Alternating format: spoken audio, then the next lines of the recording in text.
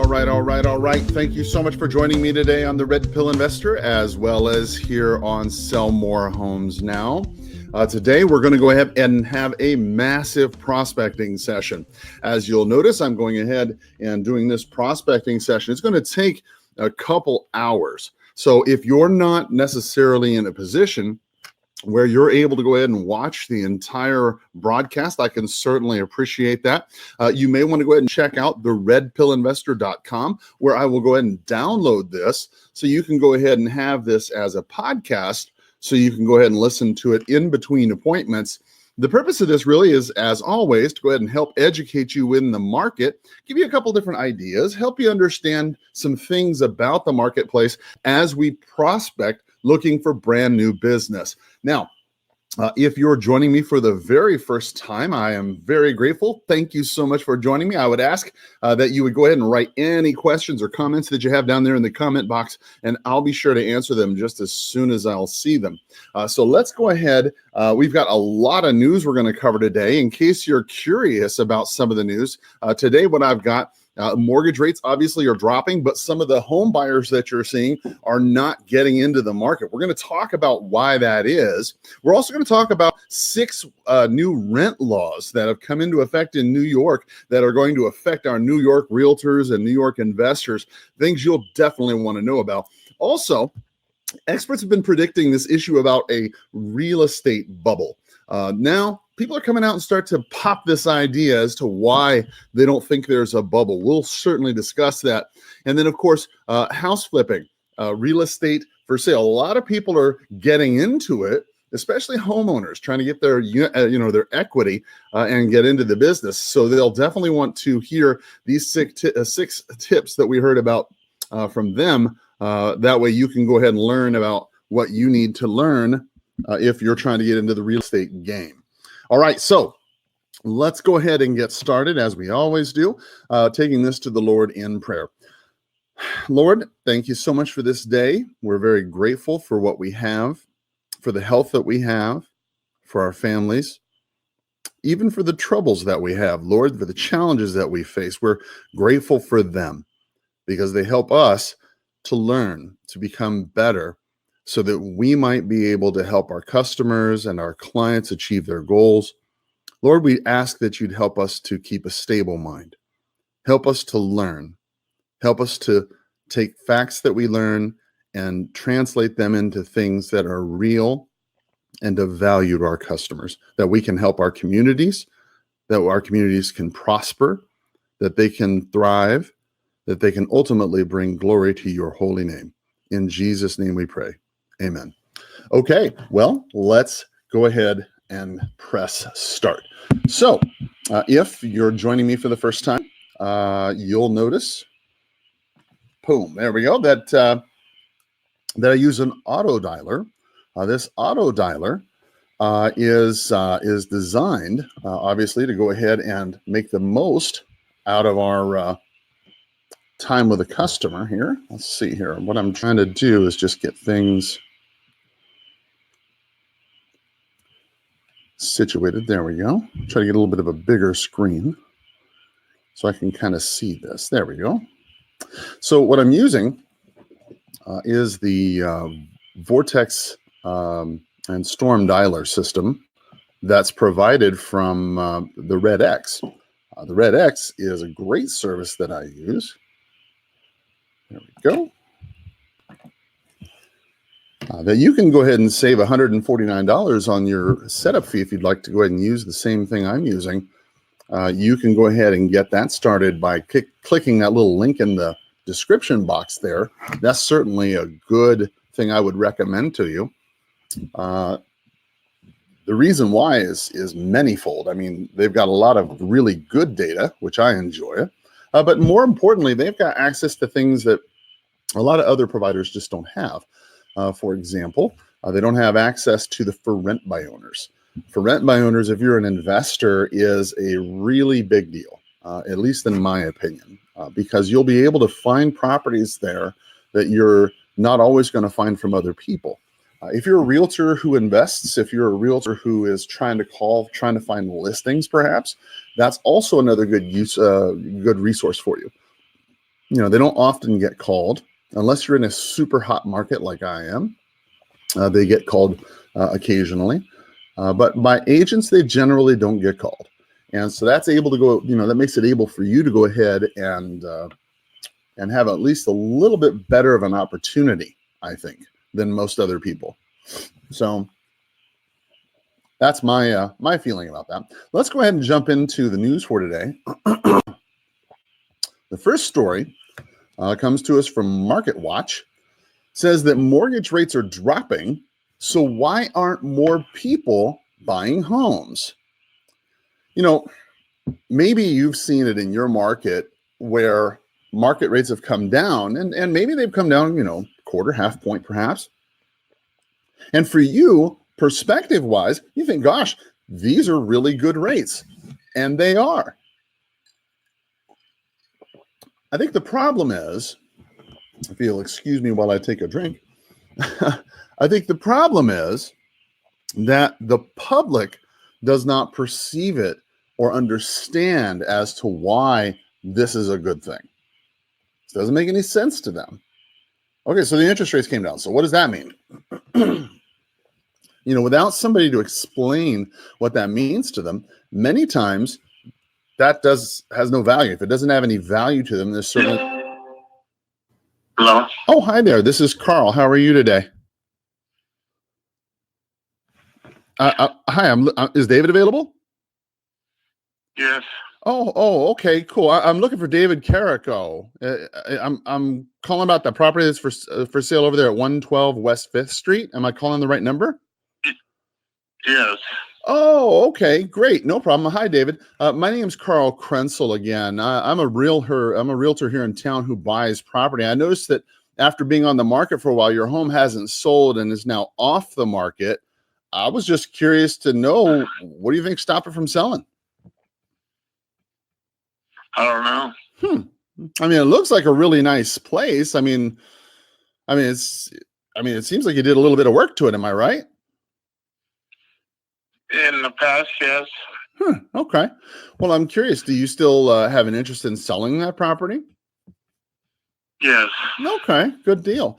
Well, I'm wondering, when do you plan on interviewing the right agent for the job of selling that place? Today. Fantastic. Well, I'd love to interview for the job. Have you got some time today around 4, or would later on be better? No. What would be good for you? I already got some people that are going to list it for me. Oh, okay. No wonder. No worries. Well, real quick, if you don't mind me asking, have you already signed with one of those agents? Not yet. Okay, no problem. And if you don't mind me asking, what was it about that agent that you chose? I'm sure they were a good agent. Otherwise, you wouldn't have chosen. But I'm just curious, what was it about them that caused you to choose them as opposed to anybody else?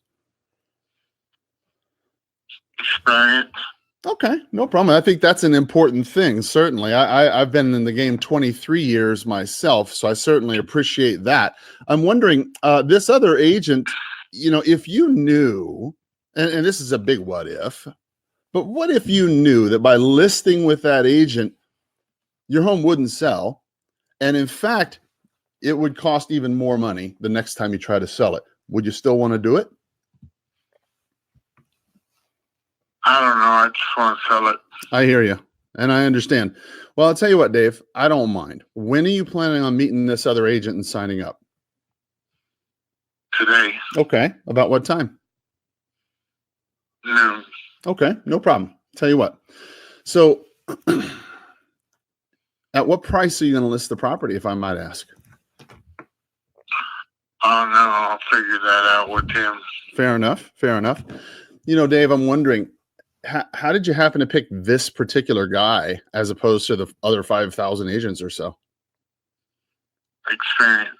Right, but I mean, did he call you, or was this like somebody you knew, or I mean, like, how did you get a hold of him in the first place? No, I've known him for a while. Okay, very cool. All right, no problem. Would it be fair to say that he's your friend? No. Oh, okay. All right. Good deal. All right. I was just wondering. So, well, listen, it sounds like he's a great guy. Sounds like he's got a lot of experience. I'm wondering, what if I could show you by, say, 11 o'clock, 11:30? If you knew by 11:30 that by signing with this other guy, it would be a tragic mistake, would you still want to meet with me at 11 and find out why it would be? No, I have an appointment at 11. With who? Another My agent? attorney. Oh, gosh. God bless your heart. You are an unlucky man having to deal with all these people in one day. So, Well, David, how much do you want cash for your property? I don't know. Make an offer. Okay. Well, let me see here. Is it, are you living in it now?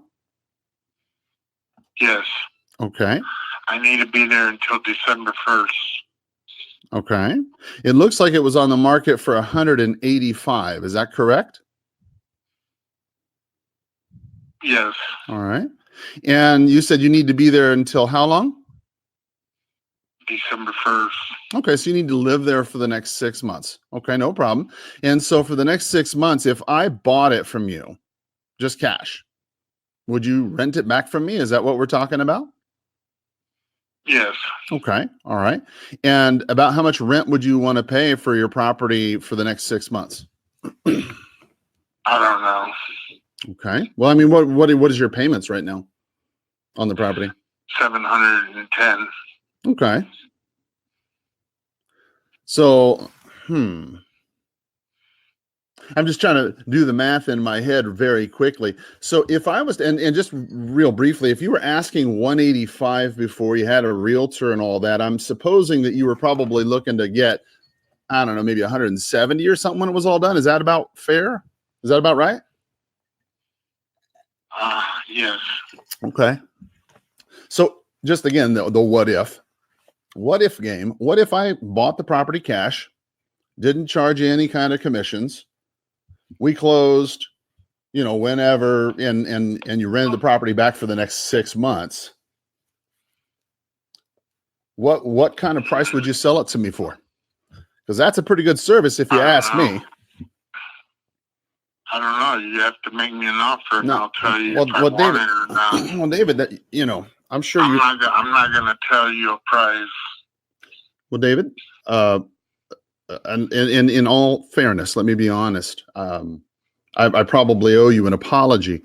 I think I mentioned in the beginning that I'm a broker here in town who buys property. And so I just want to be very clear with you that I'm not talking about listing your property at all at this point. Now I'm just simply talking about me as a customer buying it straight from you. Okay. So that being said, Right. now So now that we're both on the, offer. here's the thing. If I make you an offer, I mean, I want you to kind of understand where I'm coming from. So if I make an offer, it's sort of the mind that if I'm going to rent it to you for 6 months, it's going to be probably at a loss for me because I'm guessing that you're not going to want to pay more than $800 a month for that place. Is that what I'm hearing? Correct. So what I'm hearing is, on my part, you're asking me to buy your property, rent it to you at a loss because obviously it's going to cost me more money per month to buy the property. So rent it to you at a loss, not charge any commission, not charge, just take it as is and wait for 6 months. That's kind of what I'm hearing. And you're saying to me, I know that it was on the market at 185 before, and I'm thinking maybe I would have got 170. And now you're telling me, okay, Carl, make me an offer. What offer would be fair? What offer would be fair under those circumstances, do you think? I have no idea. You'd have to make an offer. How about 120?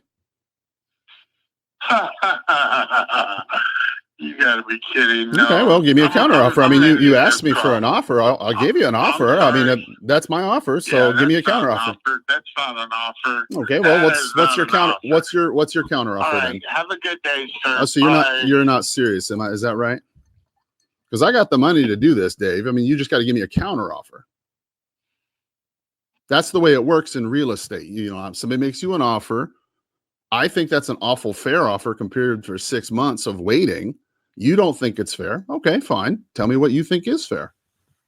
I think I'm being reasonable.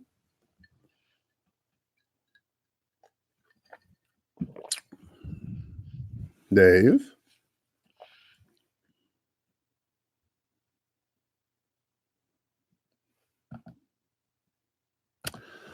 So in that particular circumstance, there is no need to worry about something like that, because you can I'm see. sorry, the person you are trying to reach has a voicemail You can see box right that has now not been set up yet. that obviously he's not a motivated prospect. By asking several questions, he's saying, well, gosh, we're going to list the property. I don't know who I'm going to list it with, but it's somebody with experience, et cetera, et cetera, et cetera. So the question comes up, well, what do you do? In my mind, you have to ask more questions.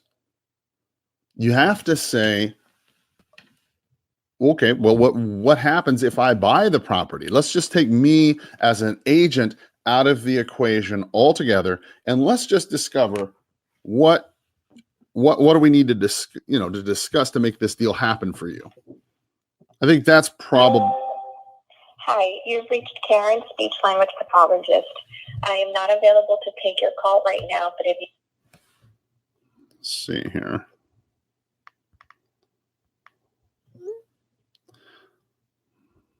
All right. Had to take a photograph here. Somebody needed to know what we were doing here. Doing a little bit of prospecting here. So, yeah, but what you want to do is you want to just address them very clearly about what needs to be done in order for this transaction to happen. Look, you say it's just going to be somebody just walking in and making you an offer. Okay, well, fine. But they have to wait to get their money. They have to wait 6. Hello? Hello? Yes. Oh, hi. Yes, ma'am. My name's Carl. I'm not sure if I have the right place. I was looking for Alf's LLC. Have I got the right place? No, you don't. Sorry. Oh my gosh. Okay, I apologize. I was calling about the property. Let's see here. Might have the wrong number there, but we'll see. Wrong number. Okay. There we go. Yeah, you don't be afraid to confront them about what their perceived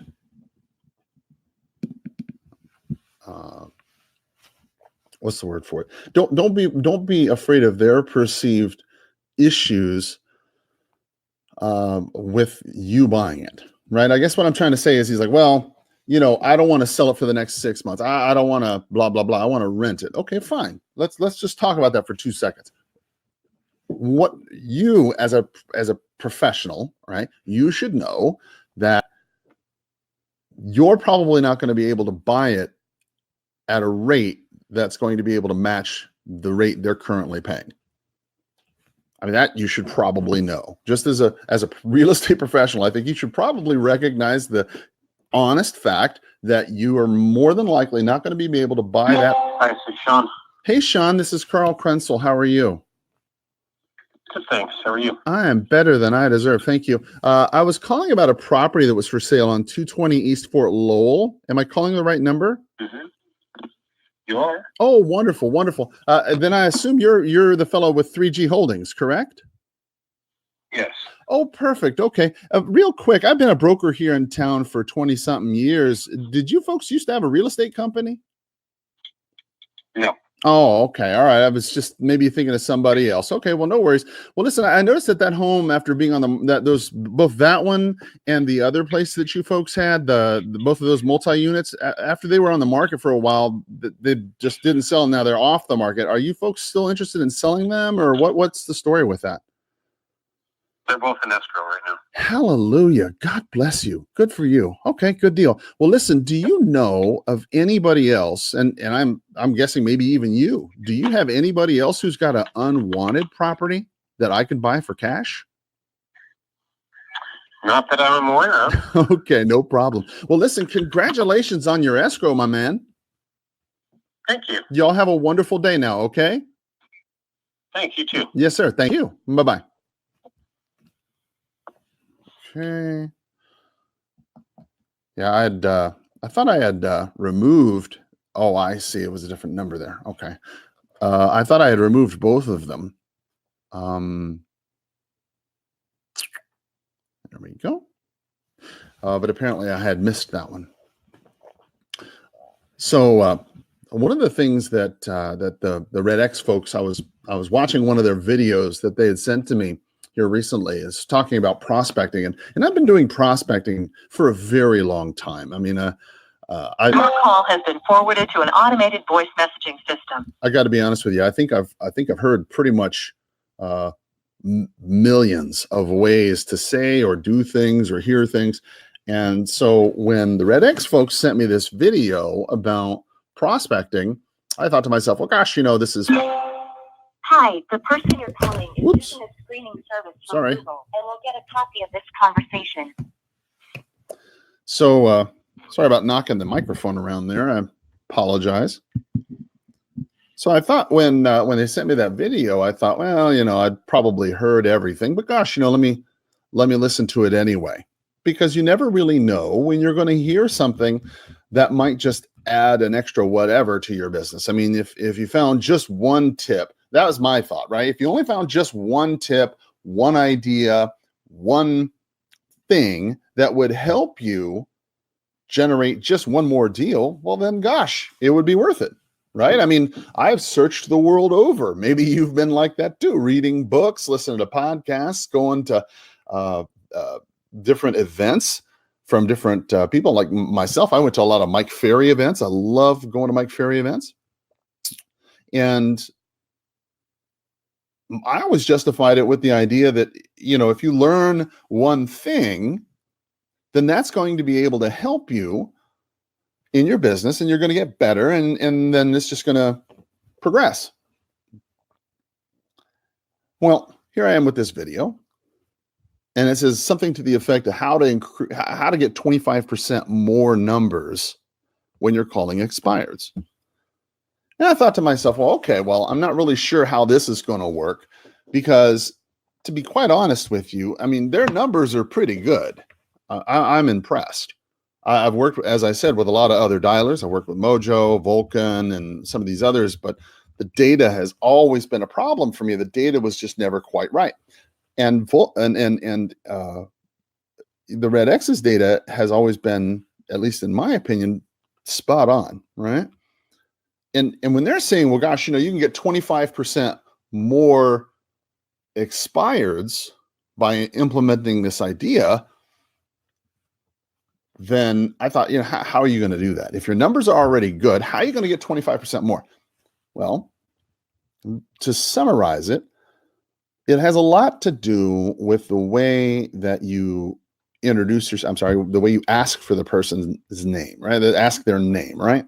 So for example, the Red X has a lot of resources that they go through to check and cross-check whoever is the current and previous, the current resident of the property, and maybe numbers that they have or any previous numbers that they might have had. And they have a lot of resources that go through that and ensure that their numbers are good.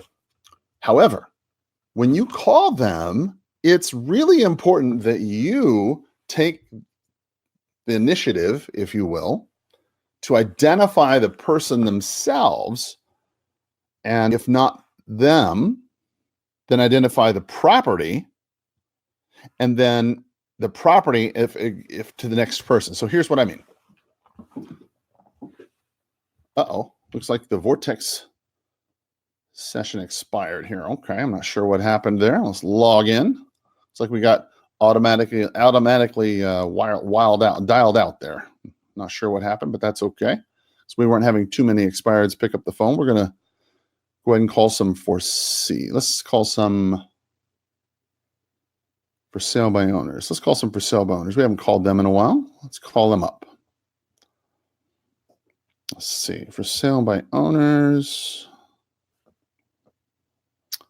Dial. So this name recognition thing, for example, is what I'm going to talk about here. We're going to do this with the for sale by owners. So first, you identify them by name, maybe the first and then the last name, and then the first hey, but is this the person with the property? And then if it's not the property, then the property, do you know the person, right? So for example, you could get a lot of, let's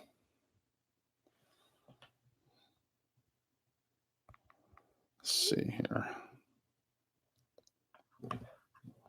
Not sure what happened to that, but we'll just go ahead and hang up one, right? And 3-1, and then, okay. There we go. Welcome to Storm. There we go. So let's go ahead and call up some of these for sale by owners here.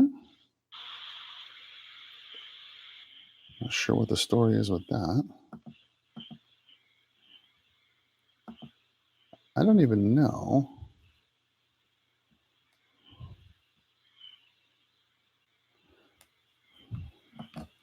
Okay. All right, so we're going to go here to for sale by owners.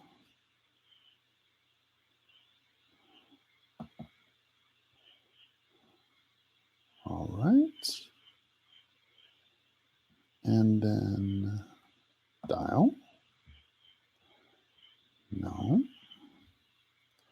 So we have 61 for sale by owners and 66 phone numbers to call. So let's go ahead. Oof, not this one. Delete this one. That one's out in Aho. And so is this one. It's important, I think, for you to go ahead and decide quickly where you're going to be willing to prospect and willing to drive to. Benson, Ajo, Sarita, Corona de Tucson. Some of these properties are just a little bit too far as I'm concerned from me. Now, you have to decide for yourself in a business standard what you think you're willing to do, right? I discussed this in this book that I just put out. You know that I've been writing it for a while. It's called Real Estate Investing for Realtors. I was trying to decide if I should call it wholesaling for realtors or real estate investing for realtors. But either way, the point is the same. When you're starting to real estate invest, many times for realtors, it's, you're wholesaling and your assignment of contract because you're broke. You don't really know, where to begin. You're trying to stack your cash. I get it, right? And when you're doing this, then you certainly have a little bit of, oh my goodness, there's an awful lot of for sale by owners in Green Valley. Whew, holy cow. Let me look at this list view here. So one of the things you want to discover early in your career, okay, is where are you willing to go for business? So for example, let's see, how do I delete that? There we go, archived. There we go. All right. So here's what I mean. So for me, properties like Green Valley, Sarita, things of that nature, they take a good 45 minutes or more to get to from me, right? Now, if you're in a big town like LA or something like that, it may not be a big deal because that's 45 minutes is a normal day for you, right? But for me, that can be a little much because there's a lot of things you can do in that time, right? Let's see, archived. So that 45 minutes, you could spend that same amount of time prospecting. You could spend that same amount of time with your kids, with your family, or just, out knocking on doors looking for new business. The idea here is this, that, I was taught by the Mike Ferry organization that when the market starts to collapse, you want to start to expand your radius. So if the market starts to collapse, if things start to go down and it makes it's very a little bit more difficult, right? Boy, what did I do? I got distracted. I apologize. When the market starts to get contracted, right? You want to expand where you're willing to go.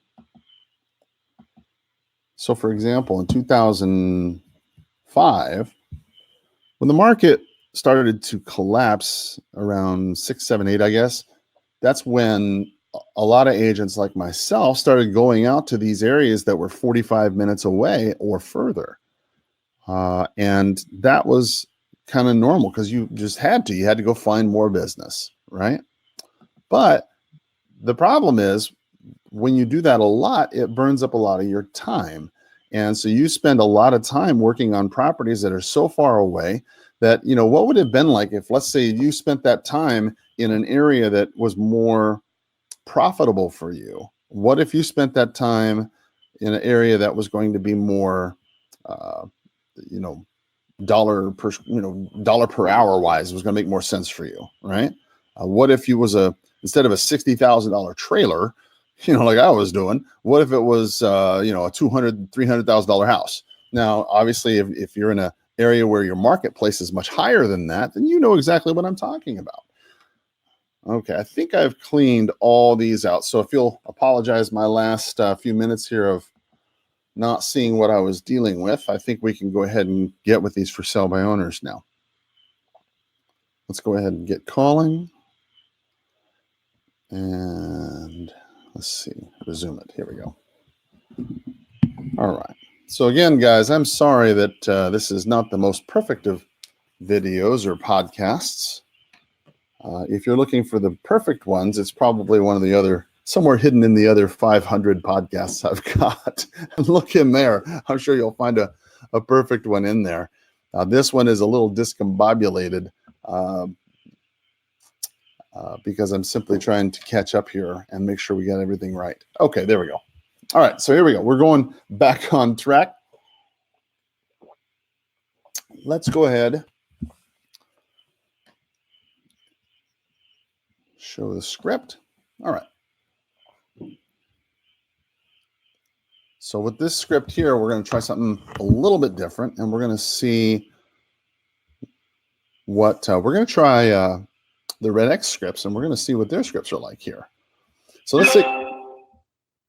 Please leave your message for 5-2. Okay. All right. Mortgage rates are dropping. So why aren't more people buying homes? This comes to us from Jacob Passy over at Market Watch. It says home price appreciation is slowing. Hello, Hey, this is Carl Krenzel. How are you today? this is who? Oh, I'm sorry. My name is Carl Krenzel. How are you? I'm fine. What can I do for you? Yes, sir. I'm calling about that house you had for sale. Is it still available?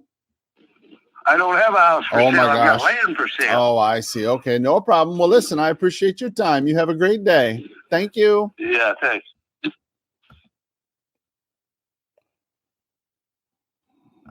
Right. I should have picked that up right there. That's one of the ones I got distracted from. Let's see here. All right.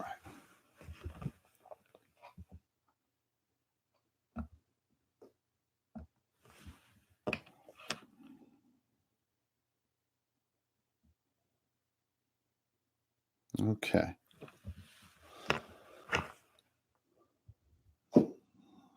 All right. There we go. Oh my gosh, another one? This one's in Sarita too. Devin. Hey, wrong number. Sorry. Not even gonna bother. Poor guy. Oh my goodness. This is ridiculous.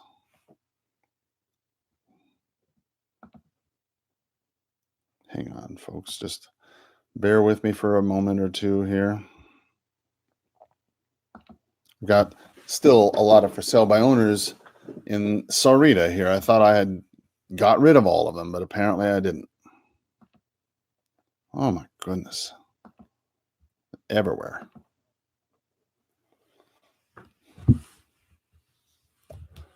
There we go. It was like a patch of them. This was says. Hello, Hey, this is Carl Krenzel. How are you? this is who? Oh, I'm sorry. My name's Carl. Carl Krenzel. I was calling about your house for sale. Is it still available? It is. Oh, okay, great. Well, again, this is Carl Krenzel. I was calling about that property. I'm a broker here in town. I was just calling to see if I brought somebody by who'd pay a price and terms you'd be okay with. Would you pay some kind of commission on that? Oh yeah. As a we call listing, we call it cooperative agent. Well, yes. Uh-huh. Yeah, I would do that. Yeah. Okay, great. No problem.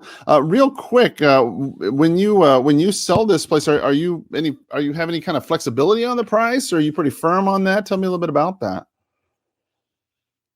I'm willing to take offers. Okay, fair enough. All right, good deal. And I noticed you have it currently is at 192.9. Is that right? That's correct. Okay, good deal. Hey, Ralph, is this Ralph? This is. Oh, okay, Ralph. Well, again, this is Carl. If I could get your home sold at top dollar in a time frame you were comfortable with, is that something you'd be excited about? But I'm not looking for a selling. I'm not looking for a listing brokers. As you're asking me, a listing agent. I have no intention of doing that right now.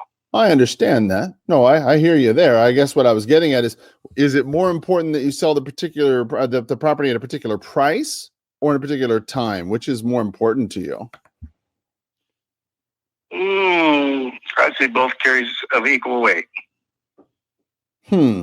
So the maximum amount of price would mean like you could get, like 200 for that property, but it would take you a year. But right, I can sell for 250, but yeah, exactly. You get a lot more. What sort of time frame are you trying to get this done by? And well, within the next 60 days. Okay, all right, cool. All right, so if I brought somebody by who'd want to move in the next 30 days or something, that wouldn't seem like it wouldn't be a problem for you. Is that right? That's correct. That part is correct. Okay, good deal. All right, no problem. Real quick, let's see here. Is there anything about the property that you think I need to know before I drive out and take a look at it?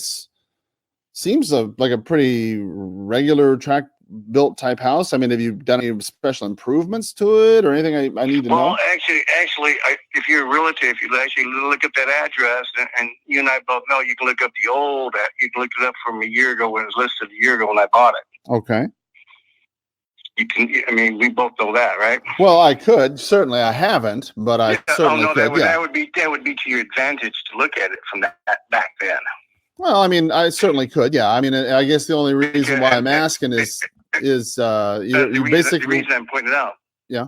The reason I'm pointing that out, sir, is because if you look at the old pictures a year ago and the new pictures, which are all posted, but the new picture shows, we call that the LVCT all the way throughout the house, with the exception of the bedrooms.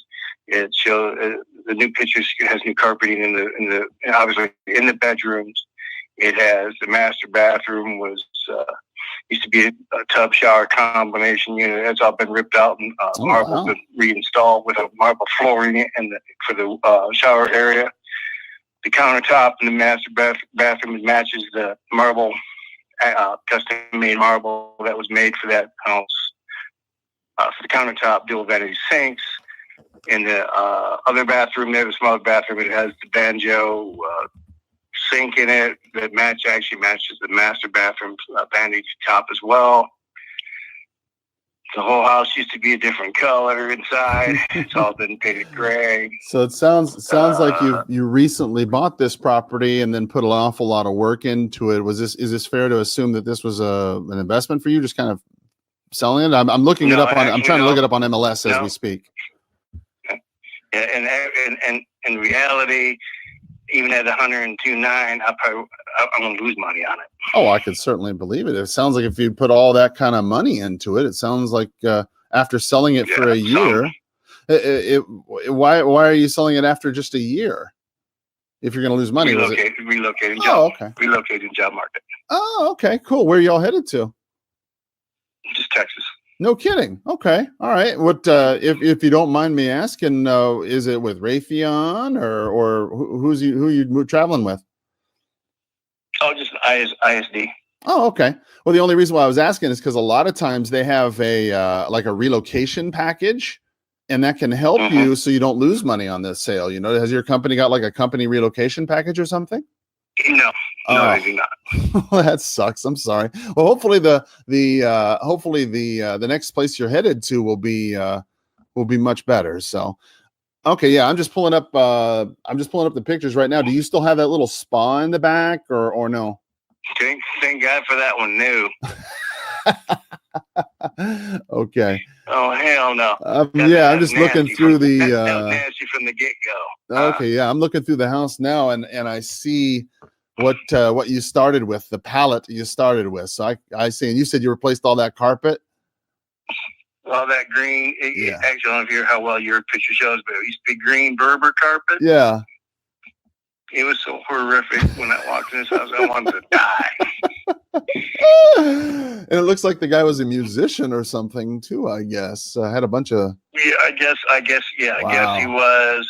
Now the nice thing is they did extend the carport. They extended the back patio. There is no extension, so the patio is actually longer.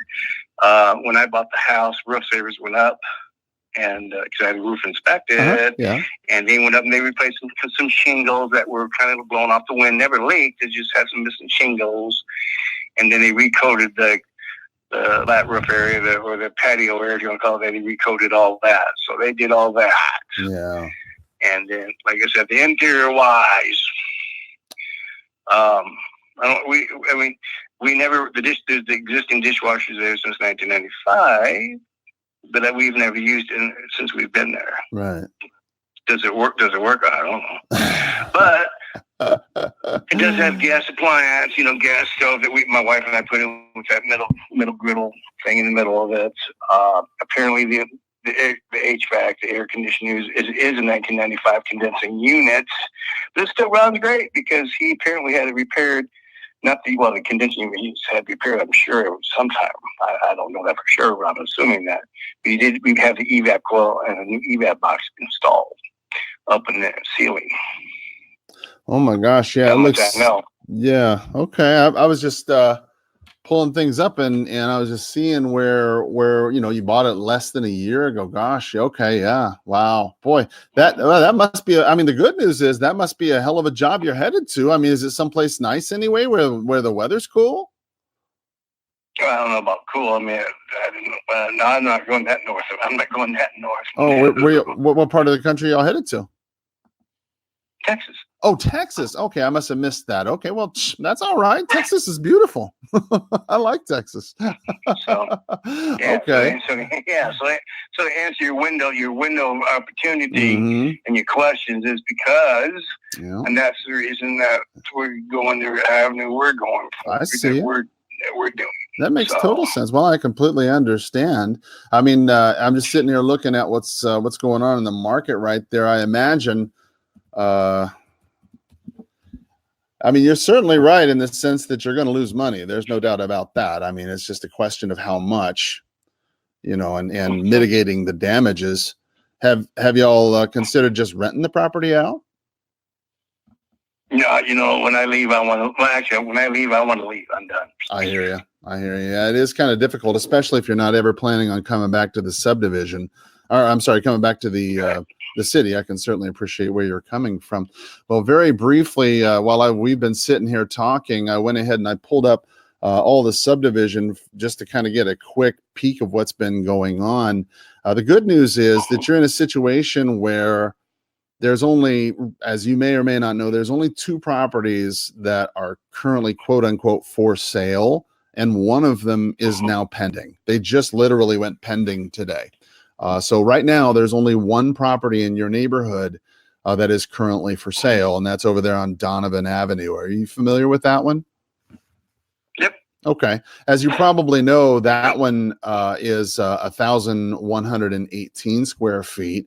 Yours being 1,352 square feet certainly is a little bit bigger. Theirs is currently on the market at 199, which is certainly going to give you a little bit of benefit there in the sense that their property is not available that low. But there's some good news in the sense that properties that are 1,400 square feet or so have been selling upwards of 215. So there is a possibility that you could even get out of this thing. I mean, if I don't know, it sounds like you put an awful lot of money into the property, and I'm not going to front. I'm not going to lie. I can't guarantee that you'll get it all out, but there certainly is a possibility. Yeah. There certainly is. I ran the comps. I'm curious, the comps that you got, what did the comps tell you? Well, you're right about the down. Their listing was 199, I believe. You're right. Correct. It's only been on the market for 9 days, I think. Let me just take a quick look at that here. Hang on just a second here. Pull over. Looks like 6 days. Yeah, just went on the market on the 11th, it looks like. Right. So, I mean, yes, that's fairly close. I mean, yeah, just 6 days. Yeah, just a week. I must have looked at that. Yeah, I must have took a peek. Oh, yeah, certainly. So but I looked at a couple areas because I had to go out further, spread it out further so I could find something that's going to be comparable at the 1,300 or 1,500 square feet. Mm-hmm. Built possibly, the same year, whatever. So, I mean, I hate to say this, but Tucson's got a bunch of mood swings out here. I can find a house for 168. I can find one for 203. Mm-hmm. I can find one for 207. Mm-hmm. Obviously, the 199. And I'm like, okay, well, at 192.9, that's probably priced right about right where I can just. I'm looking for somebody's going to come in with a full boat offer for 192.9 and no attachments. No, I'm not playing. Oh, I'll give you so much money back. I'm not playing that game. Mm-hmm. Well, I can appreciate where you're. Go ahead. Yeah, I'm sure there's somebody's out there that's looking around. I can get a VA or I can get an FHA loan or whatever, and then I'm going to ask to sell it for X amount of dollars, and sellers not pony up because there is no work over them. Mm-hmm.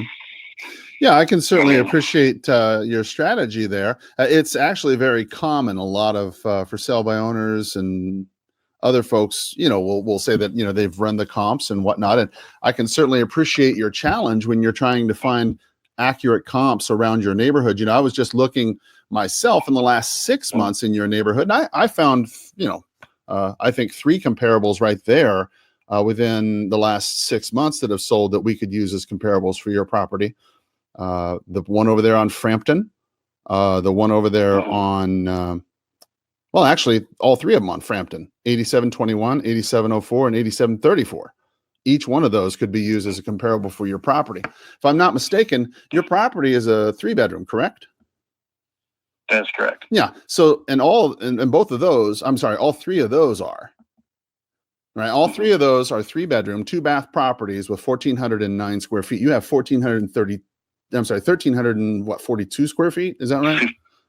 1352. 1352. Yeah. So that's like 50 something square feet off, right? Yeah. 57 or so square feet. So less than 60 square feet off those Frampton places are. They're 60 feet bigger than yours, maybe, if that.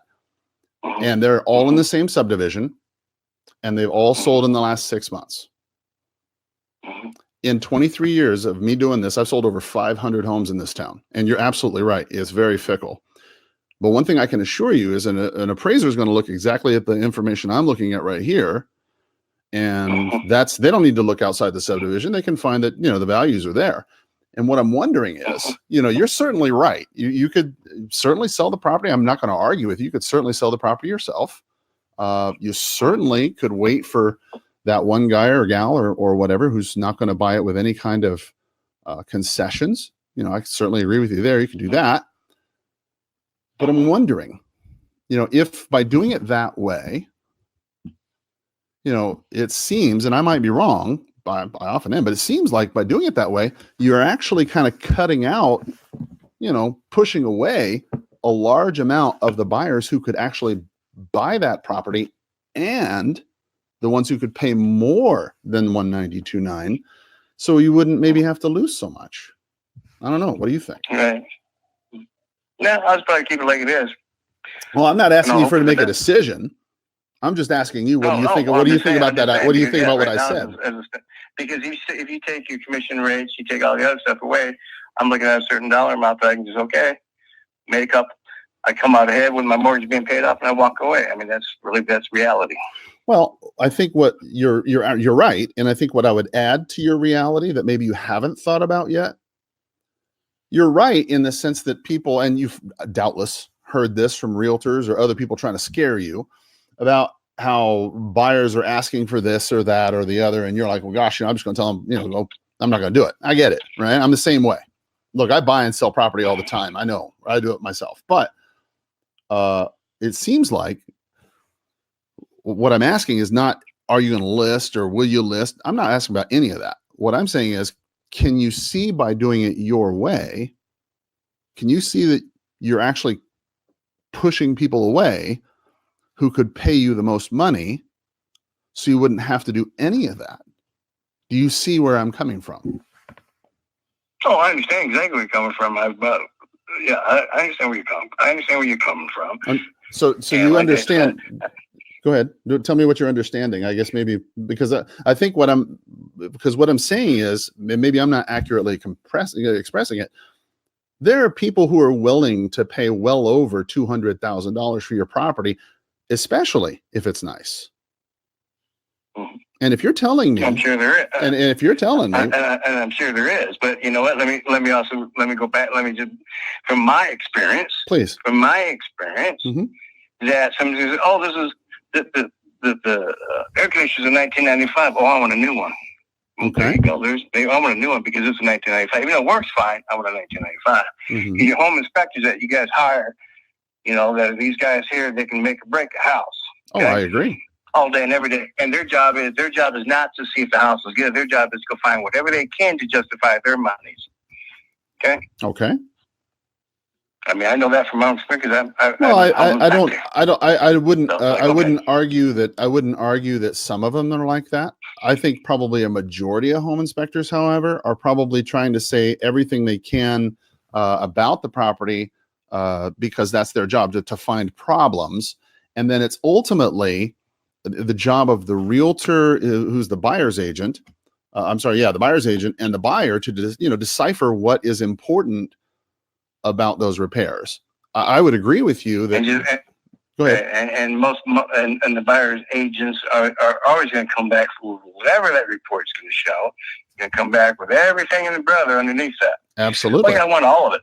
Oh yeah, absolutely. List, I want all of it fixed. Mm-hmm. Or I want all of it. And I want concessions. Then on top of that, mm-hmm. you get these people that says, "Hey, give me $10,000 towards my closing costs because I can't afford to wet my ass." Mm-hmm. Okay, that's reality. Right. Oh, okay. So now I sell a house for $250. Let's just say we had a house is marketed at $215. They got me down to $210. Let's say $5,000 off. Oh wait, I want $10,000 to help me get my loan. Well, the realtor makes money. You mm-hmm. make money because the house sold for $210. I meanwhile, there's another $10,000 shave, so now I'm already down to $195. Mm-hmm. Right? Mm-hmm. So then, remember now, I'm paying commission on $210. Mm-hmm. Let's say a seller agent and a buyer agent, that's 6%. Mm-hmm. Period. All day and every day. So then now you're looking at, let's say, $210 and 6%. What does that ring out to be? About what? $14,000? Okay. Roughly. Mm-hmm.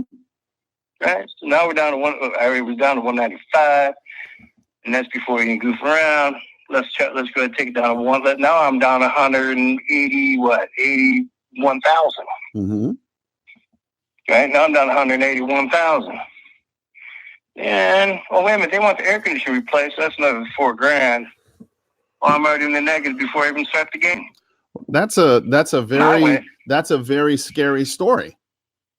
And it happens all day and every day. I got friends that are realtors who tell me this all day and every day. And that if somebody read me that story, I would be terrified too. So, but the reality, may I tell you what the reality is? No, go ahead. I mean, yeah. Sure. While you were telling me this terrible story that all these realtors have told you, I actually looked up what the facts were about the last 6 homes that sold in your subdivision. And out of the last 6 homes in your subdivision, only 3 gave up the booty, if you will. And I mean, not the booty, but the booty like the pirate booty, right? And of the ones, the three that gave up the booty, only one of them gave up more than $4,000. They gave up $5,000 because they had to replace something. The other one was $1,000. The other one was like $1,400, something like that. And overall, if you look at the statistics of the last 6 homes that sold in your subdivision, they didn't have massive price swings of people coming in with, $15,000, $20,000 off the price. And then, gosh, give me the concessions and gosh, pay for my blah, blah, blah, because I can't wipe my ass. No, as a matter of fact, they got all sellers in that area in your subdivision in the last 6 months got 98.67% of the asking price with no concessions. None. Only one of them gave up the booty. And I didn't mean pirate booty on that one. I mean, they got raped for $5,400 worth of closing costs and other stuff because their agent didn't protect them. Here's the real story that other agents don't tell you. All these agents that tell you stories about concessions and yada, yada, yada, more than likely, and correct me if I'm wrong, tell me, are they buyer's agents that you said you've been willing to pay X percent to if they bring you a buyer? Are those who's been telling you that story? No. This is from my own experience. From selling homes, having homes in my past. Okay. Cool. And buying homes in my past. And I'll tell you right up front, every time that I was going to buy a house, whether it's here in Tucson, Sholo, Phoenix, or wherever, guess what? What? Every realtor I've ever had, whether he's representing me or not, or a seller, tried screwing me. Well, and the buyer one, I have no faith. Here's reality. I don't have no faith in realtors. Okay? Oh, how do you think I feel? I got to work with these guys. How do you think I feel? Look, you're preaching to the choir, man. Look, I get it. Look, I mean, trust me. I mean, I'm not trying to list your home one way or the other. I mean, it's your property. You do what you like. I mean, you're a grown man. As you said, you've sold tons of property. But I'm just giving you some, friendly conversation back and forth, if you will, from somebody from my position who's done this 23 years, sold 500 homes in this town. And I'm telling you, the subdivision you're in right now, Ralph, they don't play that way. Okay. And the reason why they don't play that way is for 2 reasons. One, because the market you're in. No, that's one. Yeah, maybe in the past when you sold property, you had to, maybe your agent, wasn't that good. I don't know. Maybe your agent was distracted part-time. Maybe you made bad decisions. I don't know. But what I do know is that the market you're in right now, you're in a great place and people want to live in your position, want to live in your house. It's true. You could sell it for $192. You don't need a realtor to give it away. And it's true. You could sit there and play, the hard role and say, I'm not going to give up any concessions or whatever. But you and I both know, okay, that most of the people out there can't afford to wipe their ass, and yes, they need help. And that's just most of the agents are going to ask for. I'm sorry, most of the buyers are going to ask for because you're in a first-time home buyer. You're in a first-time home buyer home. You're not in a $500,000 home. If you were in a $500,000 home, then they could pay their own closing costs. But you're in a home that looks very beautiful, and you're up there in a very great part of town that everybody wants to live in. And they're going to ask for help. Okay, I get it. And you want to say no. Okay, fine, I get it. If you want to sell your property, you can sell your property that way. That's cool. It's the American way. That's fine. But if you want to make money and not lose money, then realistically, you need to, in my mind, accept 2 facts. Fact 1, you're in a great market for that. Your subdivision, Cheva Vistas, great subdivision for that. Number 2, you need to have somebody who's going to protect your interests if you want to sell it for the most. You do not need somebody to give your home away. You, at 192.5, are giving your home away. And you're going to take a lot longer, in my opinion, to sell it, but that's just me. Okay. All right. Well, thank you for your time. All right, brother. You have a great day. All right. Thank you. Bye-bye.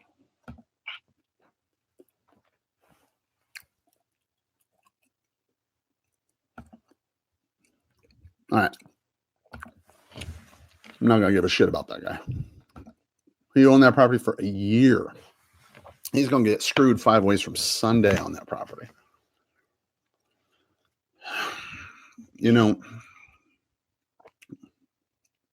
one of the most discouraging things I think about this entire process is you can be telling somebody the truth, and some other agent, that's why it's so important for you to start telling people the truth right from the get-go. Hello? Hey, this is Carl Krenzel. How are you today? Good. How about yourself? I'm better than I deserve. Thank you. I'm calling about the house for sale. Is it still available? It is. Oh, perfect. Okay. Well, again, this is Carl Krenzel. I'm a broker here in town. Is this Salvador? Yes. Oh, okay. Hi, Salvador. I'm calling because I work with a lot of buyers and sellers in your area. I was just wondering to find out what I could do to help you. So, excuse me. So, I decided I've used, I believe in realtors, and I believe you guys are, true professionals, and I've used your services many times. Right now, I don't have a realtor. Actually, the three realtors I've worked mostly with in my life, they all have all retired. Oh. I currently don't have a realtor, but we just decided to list it, by owner. Mm-hmm. I'm going to give it a couple of months, and then I'll go from there, and then I'll decide, what we want to do with it. I'm in no hurry. Of course, I put it on the market because I want to sell it. I'm in no hurry. I don't have any contingents of moving. The house is vacant. A vacant house, I'm losing money because I could be renting it or doing something else. Of course. But like I said, I'm in no hurry. No problem. I'm going to give it a month or two before we do anything. I know, when brokers or agents pay me, they ask me if I'm willing to, pay the buyers, realtor's fees. And that's something we might consider depending on the offer we get, of paying that 3%. Okay. All right. Great. All right. So I appreciate that. So it sounds like what I'm hearing you say is that you're willing to pay some form of commission on the property. It's just dependent on the offer and the timing. Is that correct? Yes, sir. Okay, great. It looks like, and I might be incorrect, did you just purchase this property a year ago? Did I purchase the property? Yes, I did. Oh, yeah, on Fair Meadows. I mean, you just bought that last July. Is that correct? Yes. Okay, great. If you don't mind me asking, why are y'all selling so fast? That was the reason I bought it. I just bought it on. I bought it and with plans of selling it within a year or two. And okay. We decided to sell now. So. Is there any problem with the property, or have there been any kind of challenges with it? No, absolutely not. Okay. I've owned a couple of houses there at Sycamore Park before. Oh. I lived there. I used to live there before. So. Okay, I understand. Okay, all right, makes sense. And so, about how much longer did you say you're going to try and sell the property on your own before you decide to explore other options? I'll give it like a month or two. Okay, all right, good deal. And so, about a month or so, how are you? Just so I don't call you a couple times, how are you marketing the place to other potential buyers? I mean, I found it on Zillow. I mean, have you got it on? Zillow. Okay. The only marketing is Zillow. Okay. All right, good deal. And I'm curious, why did you decide to to market the house yourself right now as opposed to hiring a professional agent to get the most before things get worse? It's just a decision I made. Oh, all right, no problem. And you said that the price was how much again? $194. Okay. And I'm guessing, and I'm not trying to make too many assumptions, so please forgive me, but it looks like perhaps when you bought it, it looks like it was a short sale or something. Is that correct? No, it was not. Oh, okay. It looked like it said it was subject to court or lender approval. It said that it was a short sale. No, that's not true. Or maybe that was a previous prior to that, maybe. Okay.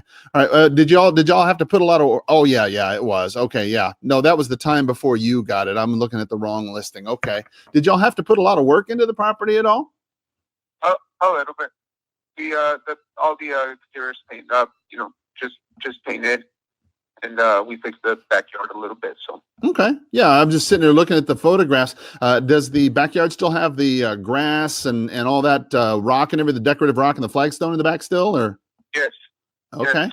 It looks nice, and the living room and everything still has the flooring, that like that hardwood flooring like stuff, the laminate. Yes. Okay, all right, that all looks pretty nice. And the paint, you said you repainted it. It looks like it was like a peach or a like a regular. No, we repainted the outside. Oh, the outside. Okay, all right. Well, the inside looks really nice. Okay, all right, good deal. Okay. Interesting. All right. Well, listen, I appreciate you taking the time. I will talk with you soon. Okay. All right. Thank you, sir. Have a great day. Bye bye. All right.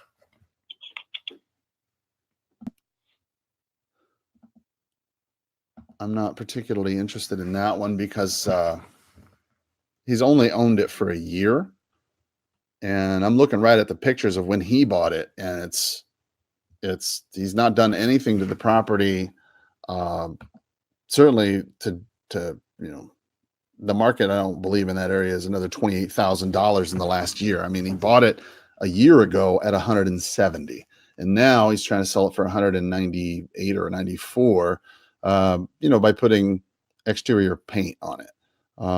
That's great, but for that area, I mean, that's too much for that area. I don't know that area has appreciated like that. And short of me doing actual comps on it right here, right now, it's to me, it's not something that I'm particularly interested in. Where it is in the price range, it's going to be more challenge, I think, than it's worth. That's just my opinion, but I frequently am wrong. My feeling is this, that prospecting and lead generation is difficult enough. You want to find people who are willing to do business the way you want to do business. Hi. Hello. Hello. Hello. Oh, hi. This is Carl. Can you hear me okay? I was looking for Frank. Is Frank around? I don't know if Frank. Oh, sorry. I got the wrong number. Have a great day. Thank you. What number did you dial? Oh, I just dialed the wrong number. Thanks. Thank you. All right. Yeah, she was a nice lady, but that's a tiny little condo I don't want to deal with. Look, I mean, I get that a lot of people are not prospectors. A lot of people are not people who prospect all the time like I do. I don't mind. I don't mind committing a couple hours each day in the morning to call expireds, call for sale by owners, call for rent by owners, call all the people that I need to call, even if it means that I'm going to get told no a bunch or have to delete a bunch of people or, have to go through some of these people longer. Look, there's probably people out there who say that, Carl, you should do it this way or you should do it that way. But, I've every time I've tried to do it that way, I've just not felt right in my soul. Hello?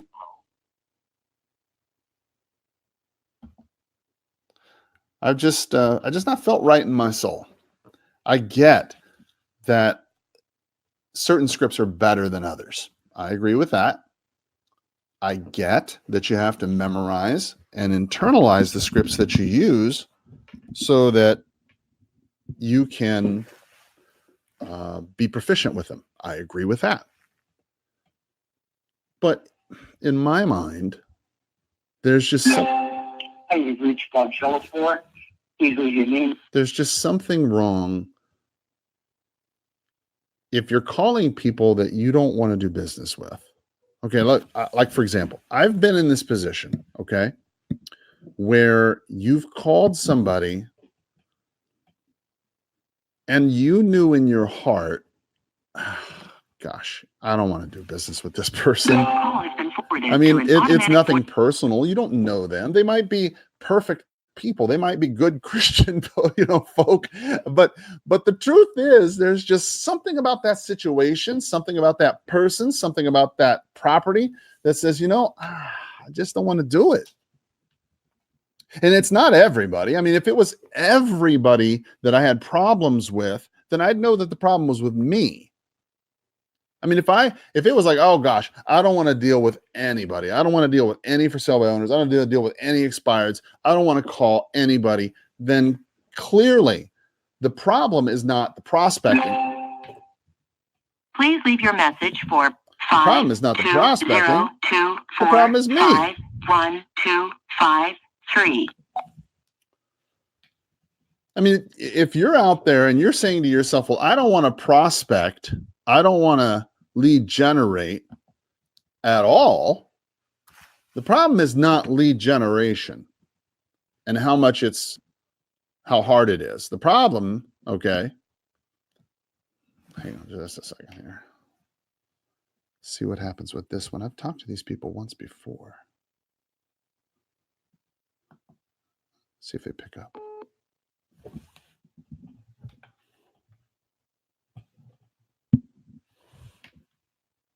Oh, it's contingent now? Oh, hallelujah. Look at that. Good for them. All right. Let's see here. So what we're going to do. There we go. Hang on. Yeah. My problem is when you're talking to people and you look at them, if you know, Mike Fair used to say, when you're going through your center of influence, if you see somebody there that you just get that like, ugh, you know, if you're going through the list of people that you're going to call as your center of influence, and you see that one person that gives you that willy, you're like, ugh, I don't want to deal with them. Just delete them. Life's too short. You know, there's so many other people you could call, so many other people who are willing to hear you, so many other people who are willing to listen to your message, that there's no need for you to go out and push this gospel, if you will, down someone's throat. If they're a manufactured home out in the middle of Sarita, 45 miles away on a piece of land, Hello? Oh, you know what? I think I got the wrong number. Sorry. Have a great day. Take care. Bye-bye. Bye-bye. Or like this one, right? A little manufactured home square in the middle of town, right? Look, if you don't want to do business with them, okay, just because you're out there prospecting and you don't, you know, you may. Hello? Good morning. This is Carl. How are you? I think we might have spoke the other day. Did you have a property that was for sale over there on Los Lomitas? Yes. You know, It's sold? Yeah, I thought we spoke the other day, and I'm not sure why I caught you in my queue again. I apologize. Well, listen, I hope you had a great Father's Day weekend, okay? Take care. That's weird. All right. Maybe that was just a different number. There we go. But yeah, I mean, I've been in that situation where, you know, you've got somebody that's got 8 acres out on the east side and you don't want to deal with them. And there's some you telling you got to call them.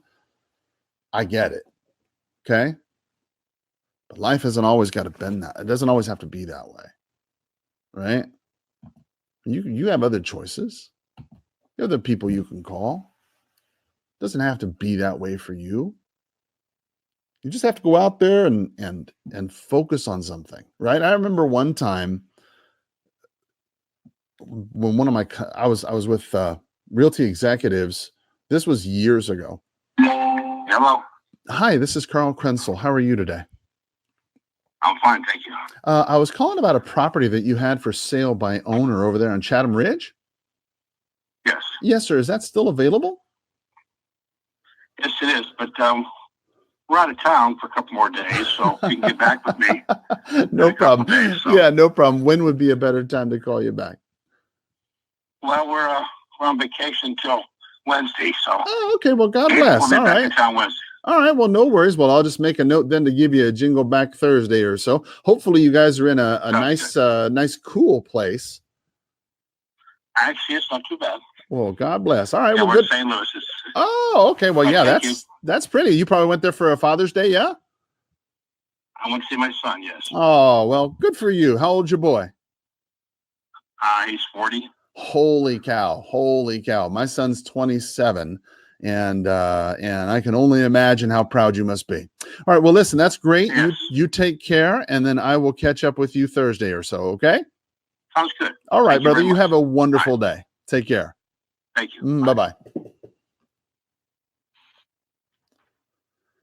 You know, I kind of think that you gotta, let's see, back from St. Louis meeting son. Okay. You've got to, I think, decide for yourself, okay, what you want to do with your real estate career.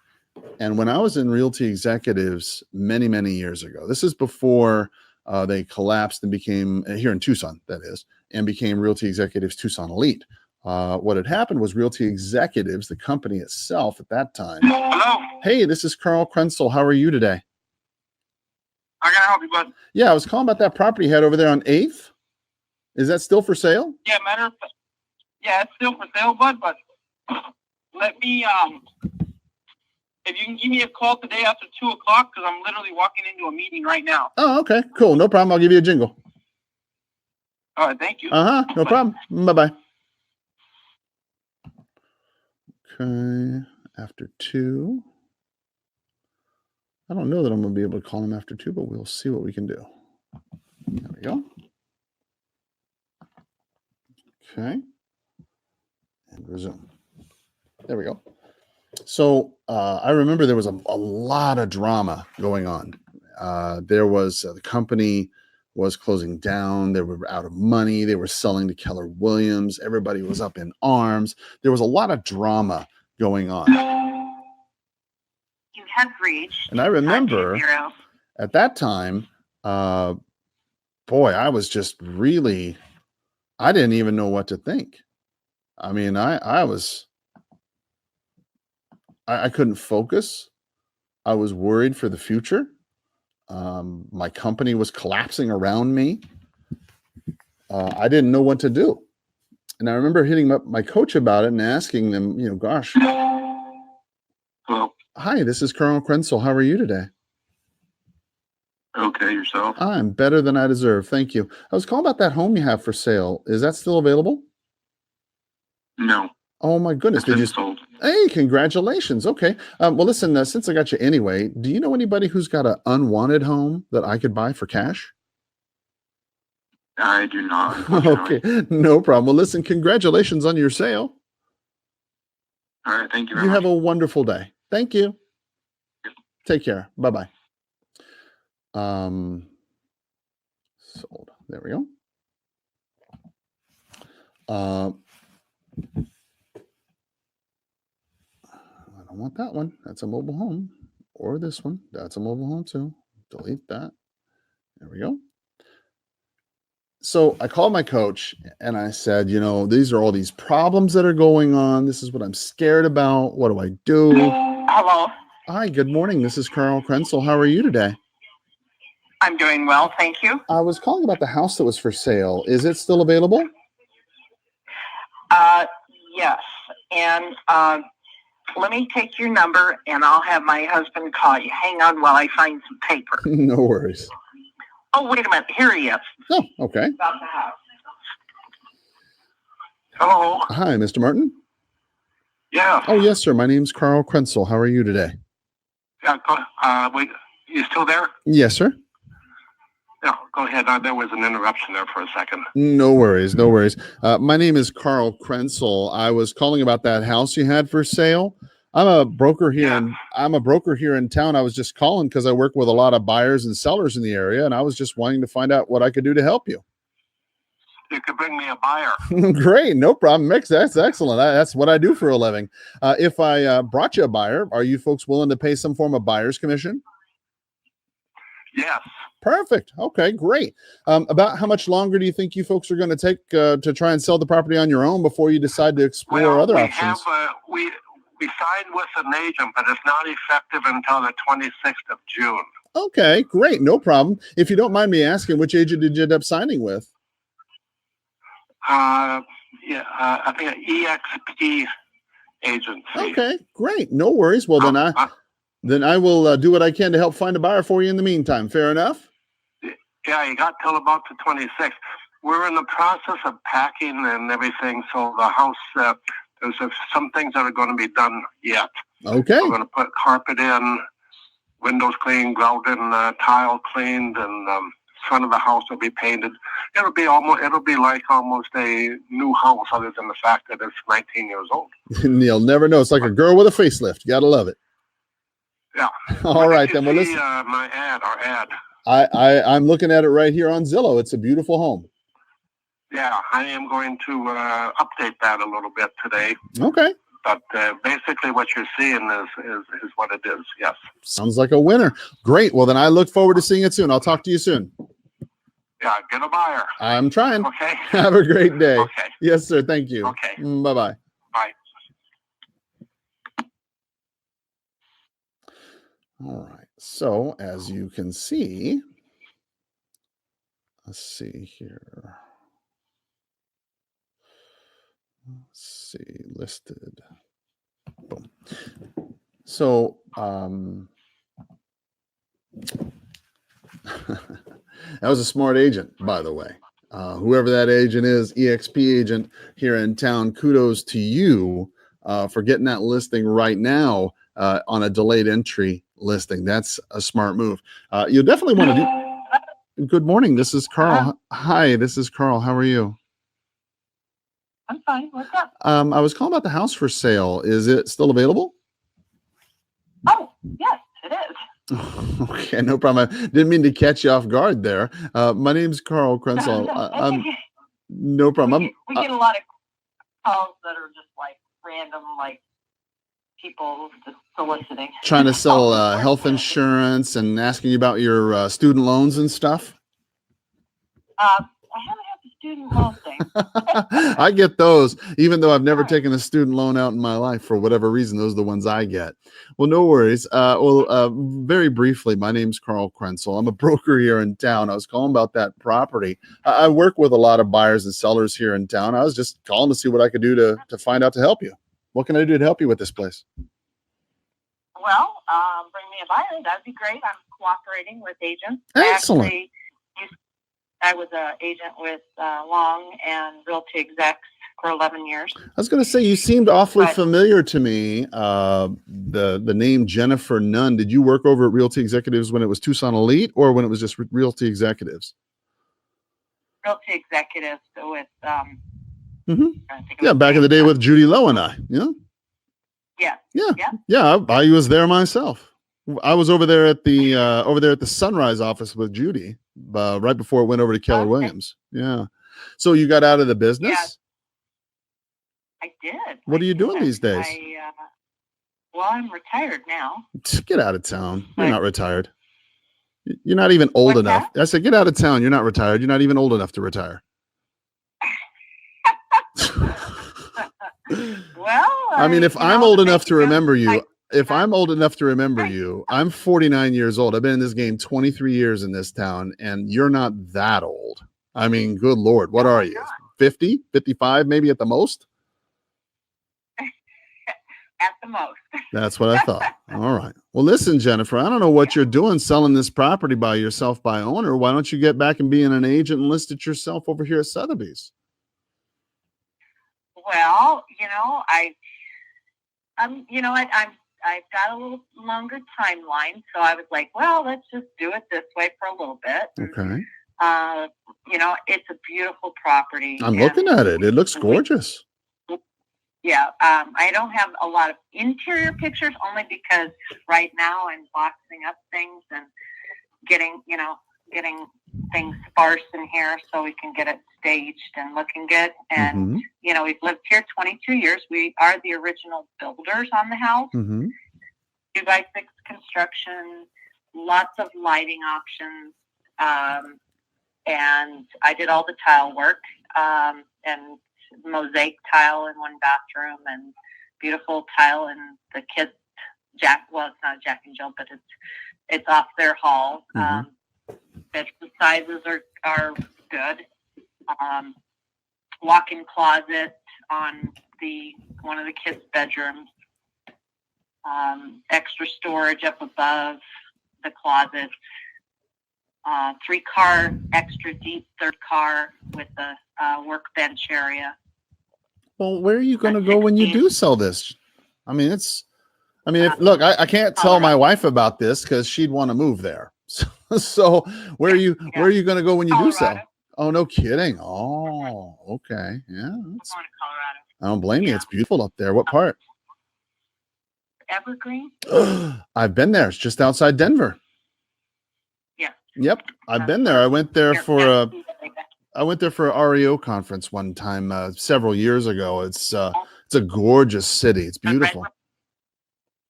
Did you go to Red Rocks for the concert? I believe it was for a REO an REO event. Oh, REO. Yeah, no, not REO Speedwagon. I'm old enough for that, but no. Those are the REO the REOs, the foreclosures back in the day. I went there with there was another agent. She's long past now. She's gone on and to the Lord, but it was a great, I mean, the whole city is beautiful. At least it was then. And the weather is gorgeous. So what are you going to do there? You getting back into real estate, or just going to live the high life? Well, probably just some hiking and biking, and we have to go to the ski slopes. Probably a few times, at least a week. So good for you when they're open. All right. Well, here's the money question that everybody's been waiting for. Now, when you do list this property, are you going to go back over to Long, or are you going to go back over to Realty Executives? What's the plan there? The plan? Mm-hmm. Well, because I'm a ex-realtor. Mm-hmm. I know that makes it a little bit more challenging for you. It does, and I have a really a good pool to pick from that are my friends also. Mm.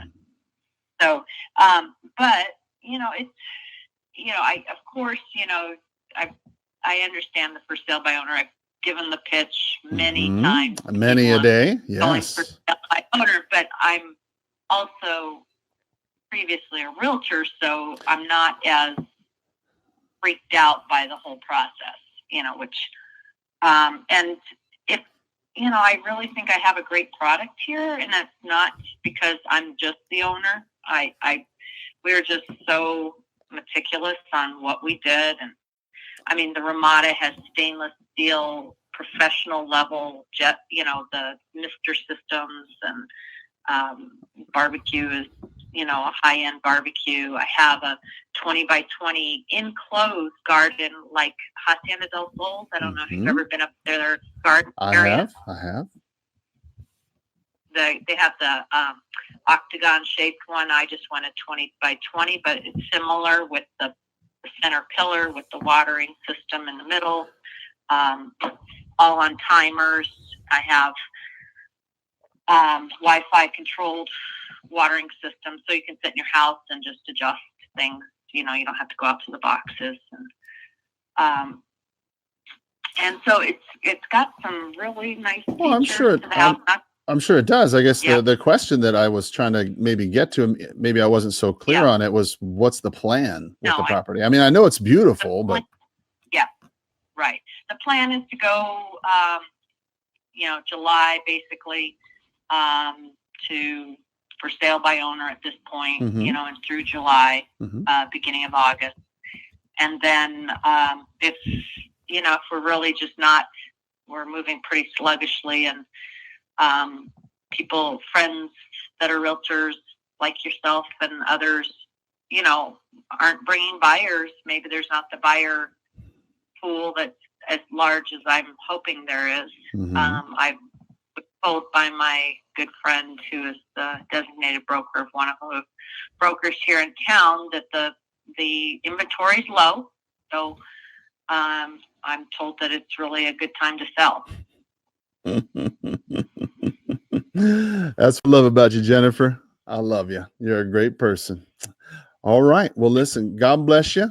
I wish you nothing but success, and I'll see you in the future. Okay. Okay. Thanks for calling. Right, have a great day. Bye-bye. Bye-bye. So, folks, this right here is a classic example of why you want to have some standards in your business. Jennifer is a wonderful person. I love her to death. I don't know her all that well, but I'm speaking highly of her because she's just like every other realtor. Guys, the power of being a realtor is not the things you bring. It's not the marketing. It's not the information. It's not the market is good and that things should be selling well. No, the power of your marketing is being a third party negotiator.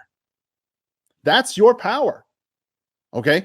Look, I don't know how many times I got to say this, how many places I got to scream it from the rooftops, but the reality is your power as a real estate agent, as a realtor to a situation, is to bring third party negotiation. Jennifer's right. Other realtors, they're right. And they say that, I'm familiar with this process. I know what to expect, so I'm not going to get freaked out. Great. You'll get freaked out. Trust me, you're going to get freaked out anyway. Everybody gets freaked out. Okay. This is real estate. Okay. I sell hundreds of homes. I still get a little weirded out when I buy and sell property on my own behalf. You can't sit there and tell me that you're so big wig, whoever you are, that you're just not going to sweat a couple $100,000, $300,000 transactions means nothing to you. Of course it means something to you. That's why you're trying to sell it yourself, okay? And you might have given the spiel 100 times. I'm not just talking to Jennifer. I'm talking to you as a realtor. You might have given that spiel 100 times talking to a for sale by owner about how they need to list with an agent, how the buyer's agent works against you, how you can make blah, blah, blah, blah, blah, blah, blah, blah, blah. You might have given that spiel 100 million times. But the reason why you're not effective with it is because you don't believe it. You don't believe the power that you possess. And because you don't believe it, you don't act on it. And when it becomes your turn to sell, you don't exercise it. Here's what I mean. You say to every for sale by owner that will listen that the power of third-party negotiation is premium. That's what brings people to you. That's what allows you to negotiate the highest possible value for that person. You heard it from Ralph, that guy a little while ago. He's been screwed over hundreds of times. Okay. Now you're hearing it from Jennifer, an actual agent with years of experience, says she's given the spiel. What is she doing? For sale by ownering. Why? Because she doesn't believe that she's going to make more money as a real estate agent as a property listed with a real estate agent, despite the commission. Everybody seems to think that you're not going to make more money with a real estate agent. Look, in Ralph's particular circumstance, all right, he's going to lose money no matter what he does. You buy a property, you put a bunch of money into it, and you try and sell it in less than 1 year, you're going to lose money. There's nothing anybody can do about that unless the market goes up. That's it. And if you're going to say to me that a realtor is just going to cut his commissions and it's going to make it easy and you're going to save the money, well, guess what? If they're such a terrible realtor that they can't protect their own commission, then how strong are they possibly going to be defending you and the price you set on your home? It will never happen. If they can't defend their prospecting money, if they can't defend their money, they will not defend yours. End of story. That's it. Either you believe in the power of third-party negotiation or you don't. That's it. Period. End of conversation. Look, you want to get more success with for sale by owners, understand a couple things. First, it takes time. Second, you got to find a motivated person. Third, you got to expose the truth. What's the truth? The truth is, it's not the marketing. It's not. Look, she's a realtor. She knows what to do. She just pays $500 and she's going to have this thing back on MLS herself. She can negotiate this deal herself. It's not as if she's not negotiated properties on her own. It's not like this woman doesn't know what she's doing. She does. She's been a realtor, a good one, for many years. But when it comes down to the nuts and bolts of it, I'm going to save a X% commission on an X amount of house because I ultimately do not believe in the power of third-party negotiation to get that money and then some back. That's ultimately what you're saying when you're a for sale by owner. And as a realtor who's a for sale by owner, it's even worse. That says to me, you totally do not believe in the power of third-party negotiation. You think that the value of a realtor is coming in and advertising and knowing homes and making pretty flyers and taking pretty pictures and staging and all the other nonsense you do. Nonsense. What sells a home is price and positioning. And if you're going to wait for 3 months in Arizona's heat, it's 108 today. It's going to be 108 degrees today. And if you're going to wait until July, okay, to try and sell a home on the west side, all right, it's going to be 118 degrees. It's going to be friggin' hot. And nobody's going to want to go out and see your house. It's hard enough as it is in the summertime, and you want to take it to the dead dog day of summer, and then you want to try and sell for the most money possible. Are you serious? That's why it's important for you as an agent to establish standards in your business early on. Early on. Standard number one for me, I don't work with agents. I do not list agents' homes. I'll sit there, I'll talk to you for a minute. I'll be polite, but then I'm going to hang up. I'm not going to do business with you. Why? Because of this right here. Agents tend to think that they're smarter than you. Agents tend to think that they're better than you. Agents tend to think that they know the thing better than you. Okay, you might know your house better than me. Great. But if you're not currently in the multiple listing service, if you're not in the trenches every day, calling expireds, calling for sale by owners, previewing homes, talking to the people in the public about their problems, if you're not doing that every single day, you're not in the real estate business. I'm sorry, you're not. And if that offends you, gosh, I don't know what to tell you. But you can't sit there and lie to yourself and to the public and say that you're something that you're not when you clearly don't do the things you say you're supposed to do to be successful. I don't know. I'm sorry for ranting and raving. I'm just passionate about this idea. You can't, as a realtor, look me in the eye and tell me that your value proposition is that you show property or you take good pictures, that you show, you stage things. Because all that can be taken away. All that can be cast aside. You can find somebody else who can do that. It's not a good way for you to build a career. And that's what I'm passionate about. I'm passionate about what you are doing to build your real estate career. It's true. Has nothing to do with me. It's no skin off my back. I mean, I got my real estate career and I'm doing my thing and I'm just sitting there prospecting. And frankly, I don't even know if anybody's watching or listening. I mean, for all I know, I'm just doing this for my own sake. It looks like somebody is, in fact, watching me. Thank you so much for paying attention. I appreciate that. But you get my drift, right? I mean, when I say you're going to call for sale by owners, you're going to call expireds, you're going to call these people. Hello? Hi, this is Carl. How are you? I'm good. How are you? I'm well. I think I got the wrong number, though. I apologize. You have a great day. Thank you. Bye-bye. This one, manufactured home, way out in Vail. I mean, gosh. Great, people. I'm sure they're nice people. But I can't do every single trailer. I can't do every single condo.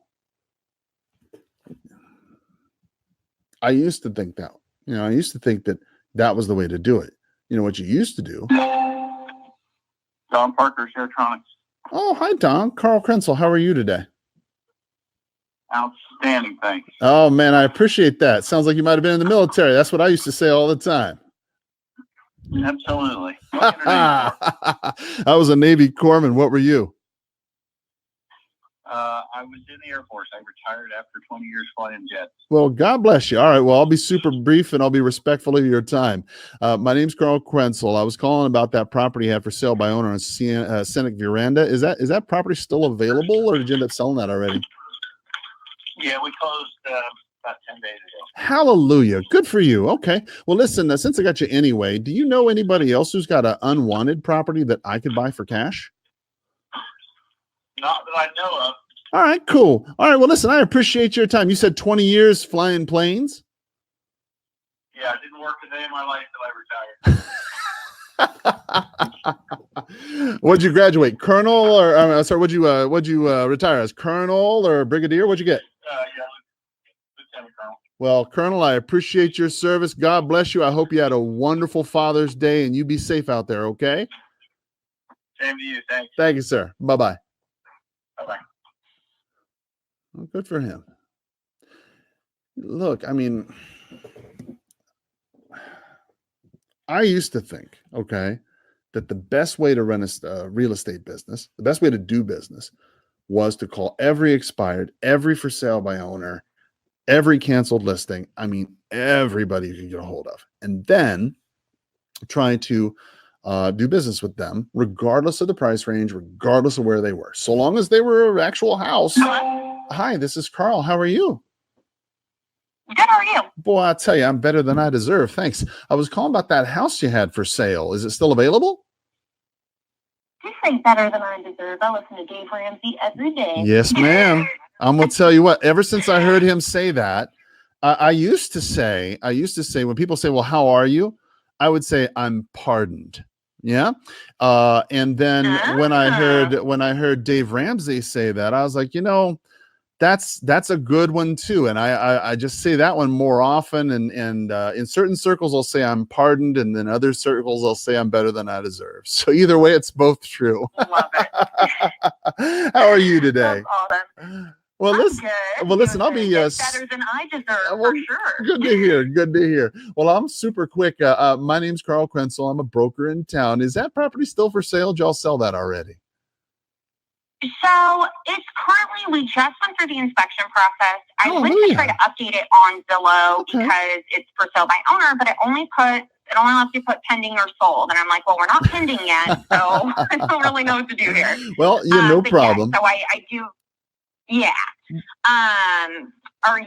Did you guys have a client that was interested in looking? No, I was just looking to see what the status of it was. Well, congratulations on your sale. That's great. Okay, good deal. Well, listen, and I assume this is Amy, I assume? Devin, I assume? No, this is Devin. Devin, okay. I've got a couple names. I apologize. Well, listen, Devin, it's good talking to you. Do you happen to know of anybody else who's got an unwanted home that maybe I could buy for cash? I do not. I do know that there are actually quite a few houses out here in Vail that have been sitting on the market for a while. So you may want to shoot them a call and see. I know that some are growing super fast and others are just, stagnant. So absolutely.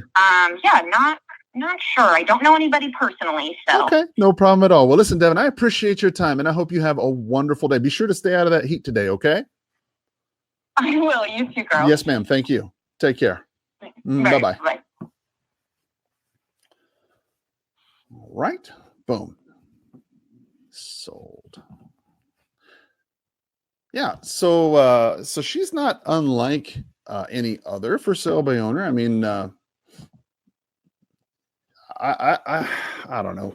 You be really nice to people. I think they're going to be really nice to you, right? I mean, you start out honest with them. I think they're going to start out honest with you. I don't like playing games.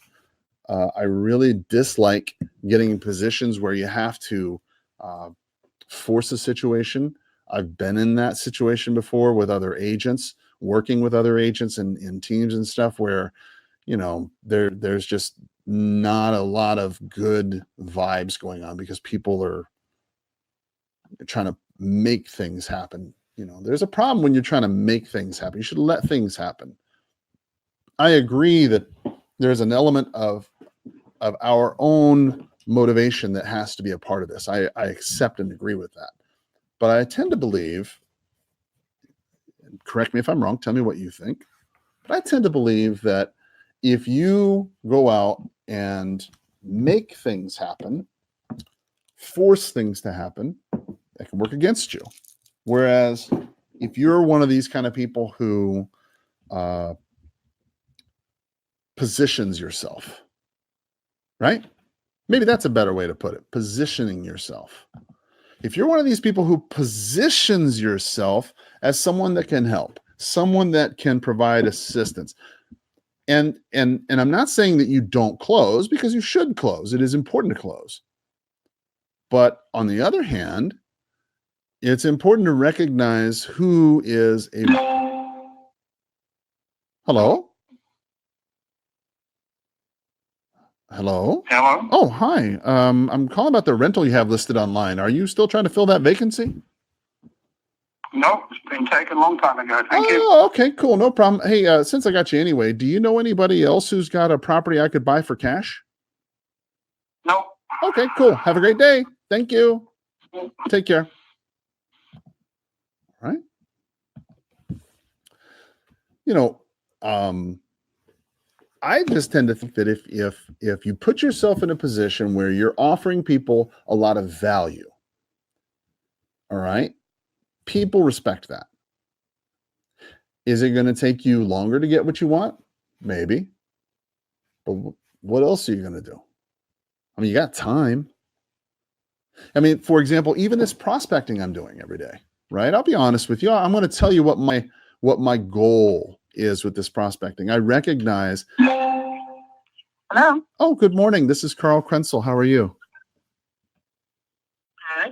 I was calling about that rental you had listed online. Are you still trying to fill that vacancy? Yes. Oh, perfect. Okay. Well, listen, again, my name is Carl Krenzel. I was looking for the Mitchells. You're the owners of that property, right? Correct. Oh, okay. I was calling because I work with a lot of buyers and sellers and investors in the area, and I just wanted to see what your long-term plans were with that property on Seneca. Well, we plan on holding on to it and having our kids go through it. Well, God bless you. I don't blame you. That's a good plan. Well, listen, Ms. Mitchell, do you happen to know of anybody who's got an unwanted property that I could buy for cash? I don't know offhand, no. No problem. Do you have any other rental properties, perhaps? Nope, that's our one right now. Well, good for you. Okay. And when was the last time y'all had a comparative market analysis done on that property to see what it was worth? Well, we just bought it, so hopefully it was worth close to what we paid for it. Well, I'm sure it was. Well, listen, that was a great choice, Miss Mitchell. The area right there is definitely going to go up, in my opinion. That's certainly why I was interested in it myself. So good for you. Well, listen, I appreciate your time, and I hope you have a wonderful day. Okay? All right, thank you. Yes, ma'am. All right, thank you. bye-bye. Bye-bye. All right, so let's see here. Yeah, that's a good plan for her. Oh, by the way, we're calling for rent by owners, in case I forgot to mention it. It's a good plan for rent by owners to pick that up, pick up a property. I was just reading an article, as a matter of fact, the other day about a New York police officer. I believe he was a undercover drug officer or whatever. He had saved his money up, and he had ended up buying some properties over the years before he retired. His first property purchased for $22,000 in, I want to say Firethorn in New York City, somewhere in Manhattan, I guess. It was I'll have to look the story up eventually, but he spent 20, and now it's over $400 million worth of property that this guy has. And that's really a good plan for people to consider in terms of time, right? And the reason why I bring this up is to give you some, I don't know, encouragement, give you something to think about, give you something to ponder, if you will, about the perspective. Hello. Hi, Andrew. Hello. Oh, hi. I'm calling about the rental you had listed online. Is this the owner? I I don't think you got the right number. Oh my gosh, I'm so sorry. Okay, no problem. Since I got you anyway, do you know anybody who's got an unwanted home I could buy for cash? Yeah, no, I don't. Okay, cool. No problem. Have a great day. Yeah, I want you to consider the perspective of time. Okay. So for right now, let's say you're starting out in your real estate career and you're looking at me and you're saying, oh gosh, there's no way that I could do that. Oh my gosh, that's just a waste of time. Or, oh my gosh, that seems very difficult. People talk to you a certain way, or what you hear no a lot, or whatever, right? When you're starting out in your career, I can appreciate how you feel because I felt the same way. I hated prospecting. I couldn't stand it.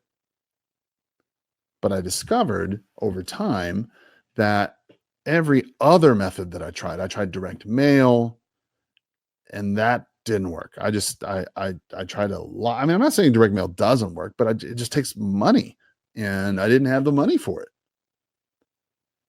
I tried, those little things in the. Hello? Hi, this is Carl Krenzel. How are you? Good, how are you? I'm well, thank you. I was calling about that rental you had listed online. Are you still trying to fill that vacancy? Yeah, I mean, we actually did it. It's been a few days, maybe 4 or 5 days since we listed it, and we're down to like 2 people now. Oh, okay.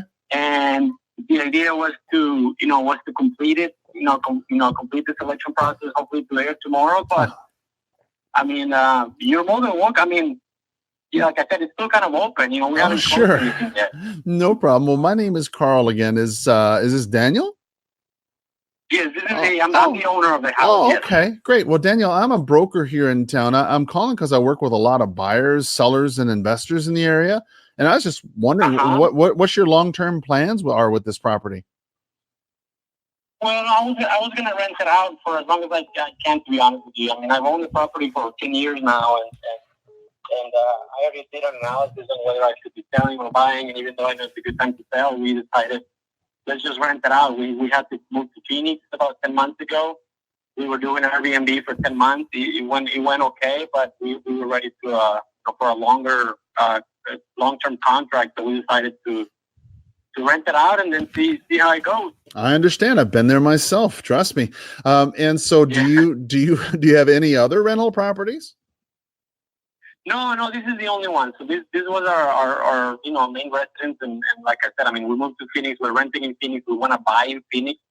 That's why we wanted to maybe sell the house, but we decided to go for the long term, and we decided to rent it. So that's the idea. We might buy another home, but it's going to be our in Phoenix, and it's going to be our where we're going to be living basically. And this one we're going to keep it as a rental property. Okay. So, and if it goes well, you never know. Maybe we buy another property and kind of go from there. Maybe have a few. So, but we'll see. One step at a time. One step at a time. All right. Well, and did you happen to know of anybody else who's got an unwanted home that I could buy for cash since I got you here? I mean, to be honest with you, not that I can think of at the moment. I mean, I have a few friends, and usually they either own their properties or some of them are renting, but nothing that's like available right away. To be honest with you. No problem. All right, great. Well, listen, I appreciate you taking the time to think about it, and I hope you have a wonderful day. Okay? Yeah, you too, sir. Okay. Thank you. Bye-bye. Okay, bye now. Mm-hmm. I always get a big kick out of when people say, well, to be honest with you, I always want to say, no, I want you to lie to me. Hi, this is Kari. Leave a message, and I'll return your call at my earliest. But no, I tend to think that if you're starting out your real estate career, right, it is difficult to see, what I'm doing and see. Amanda. Hey, Amanda, this is Carl Krenzel. How are you? I'm good. How are you? I'm well, thank you. I was calling about that rental you had listed online. Are you still trying to fill that vacancy? I think we actually have. Oh, wonderful, wonderful. No problem. Well, listen, since I've got you anyway, do you know of anybody who's got an unwanted home that I could buy for cash?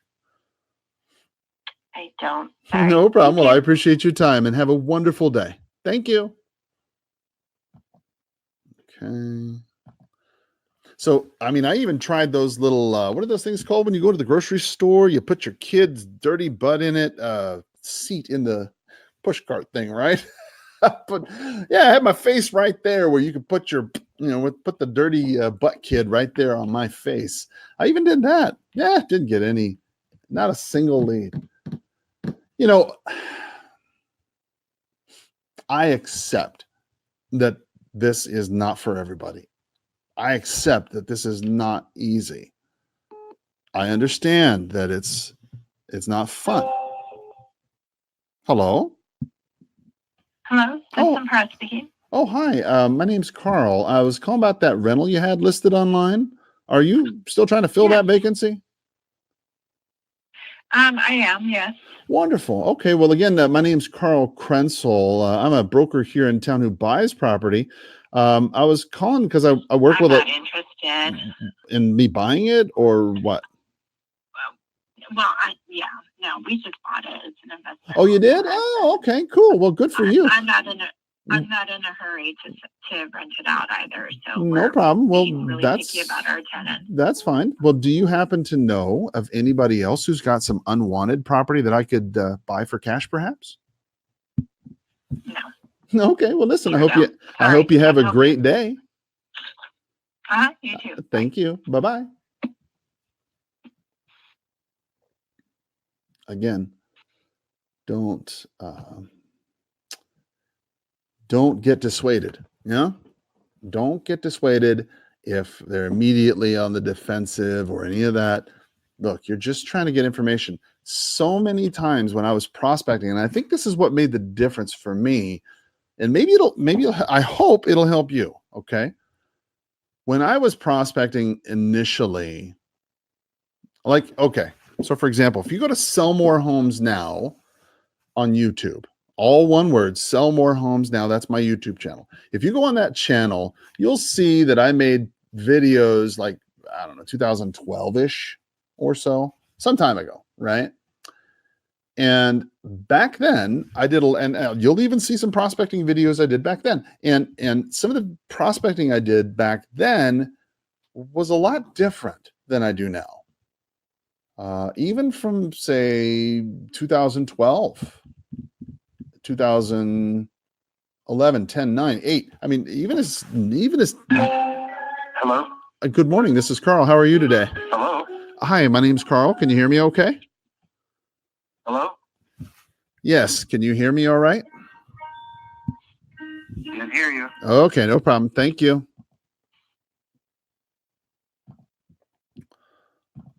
Even back then, it was difficult for me to prospect because I had a different mindset. My mindset was that every single property I was going after to list, right? And if you put your mindset thinking, okay, I'm going to go after every property as a listing, that puts you under enormous pressure, and it puts your mind in a different place, if that makes sense. Okay, so then my mom had passed away in 2013. And after that, I have to admit, that's when I lost my perspective about things. It didn't become quite so important to me to fight for every single listing. Hi, this is Carl Krenzel. How are you? Hello? Yeah. Hi, my name's Carl Krenzel. How are you? Okay. I was calling about that rental you had listed. Have I got the right place? Yeah, but it's not available. Thank you. Oh, okay, cool. No problem. Do you know anybody else who's got a rental property I could buy? No. Okay, thank you. Bye. Whew, boy, I'll tell you.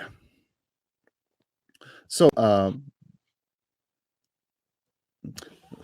I'm not saying that they're not important, because they are important.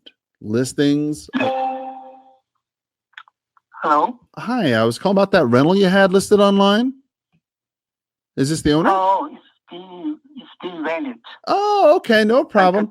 2 weeks ago. No problem. Do you Okay. happen to have any other property I could buy for cash? Oh, no. Okay, no problem. Thank you. Have a great day. Okay, bye. Bye-bye. Okay. They actually had a pretty cool picture on Zillow of their property. They had a picture of the backyard with a pool and had a double rainbow in the back. That was kind of a cool picture. I like that one. But yeah, I'm not saying that listings aren't important. They are. Listings are the name of the game. But listings that sell, that's a little bit more important, right? Because what a lot of people tend to do, and what I fell into the trap of believing, is that the better idea is to go out and have signs everywhere you can. Take as many listings as you can get, because what you're really getting is a 2 by 2 inch, 2 inch by 2 inch rental in the front of their yard that you can plant your sign. And that's going to attract more sign calls, which is going to bring buyer calls. Buyer calls lead to more people to buy your property. And it makes sense. It works. I mean, I did that business for a long time. But it is stressful, and it takes a toll, and it costs money. Good Forest Properties. Oh, you know what? I think I got the wrong number. Sorry. Okay. Have a great day. Bye-bye. Yeah, that's a real estate company there. There we go. Delete that one. So my feeling now, right? Look, I don't mind. Hello? Hello? Hello. Oh, hi. My name's Carl. I was calling about that rental you had listed online. Is that still available, or? It's already taken. I'm sorry. Oh, okay, no problem. So All right, no problem. Hey, do you have any? Do you know of anybody else who's got a property I could buy for cash? Since I got you here. no, I don't. I'm sorry. All right, cool, no problem. Thanks, brother. Have a great day. Take care. Bye-bye.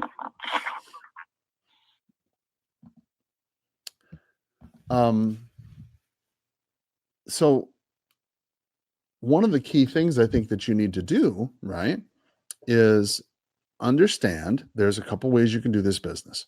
You can either go out and mail and advertise and all that stuff, which I did, but it costs. Please state your name after the tone, and Google Voice will try to connect you. But it costs money. And if you're brand new, you may not have that money. The phone is cheap, right? If, let's say, you want to do an auto dialer, you can do this. You can do, the Red X, and you could save $150 on your setup fee, $149 by setup fee by using our little code there in the web page. You could use that. You could go with just the expireds, or just the for sale by owners. You could go with one of those folks. Just start small. You don't have to get all of the pre-foreclosures and the for rent by owners and the for sale by owners and all the geo leads. You don't have to get all that stuff. You could start small with just one thing. That's what I did. I mean, I started out with just one thing, just the expireds. And then you build from there. Okay, now you got one transaction. Okay, well, now maybe. Now, I'm not saying this is going to be easy, because it's not. But I'm going to tell you a little how-to. If you've got time, all right, and you've been listening on the podcast this long, or you've been watching on the video this long, I'm going to give you a little how-to. A little how-to, how to jumpstart your business. Well, first, you got to get some extra leads. How do you get those extra leads? You got to get them cheaply, and you got to get leads that are cheap, or I should say inexpensive, not cheap. You got to get inexpensive leads that are motivated. How do you find inexpensive, motivated leads? Okay, well, in my mind, best place to go, expireds and cancels, for sale by owners, for rent by owners, and pre-foreclosures, because those people right there have a definite need. It's just a matter of you finding the right person with the right situation, with the right problem, and wham, you got this problem solved. Now, look, how's it going to happen? It's going to happen in spite of you. Hello, this is Christek resident. Please leave a message for Islam. It's going to happen in spite of you. See, most people tend to think that I got to work really, really hard. I got to do this and I got to do that and I got to do this and I got to do that to make a deal happen. I'm here to tell you that's not the way it works.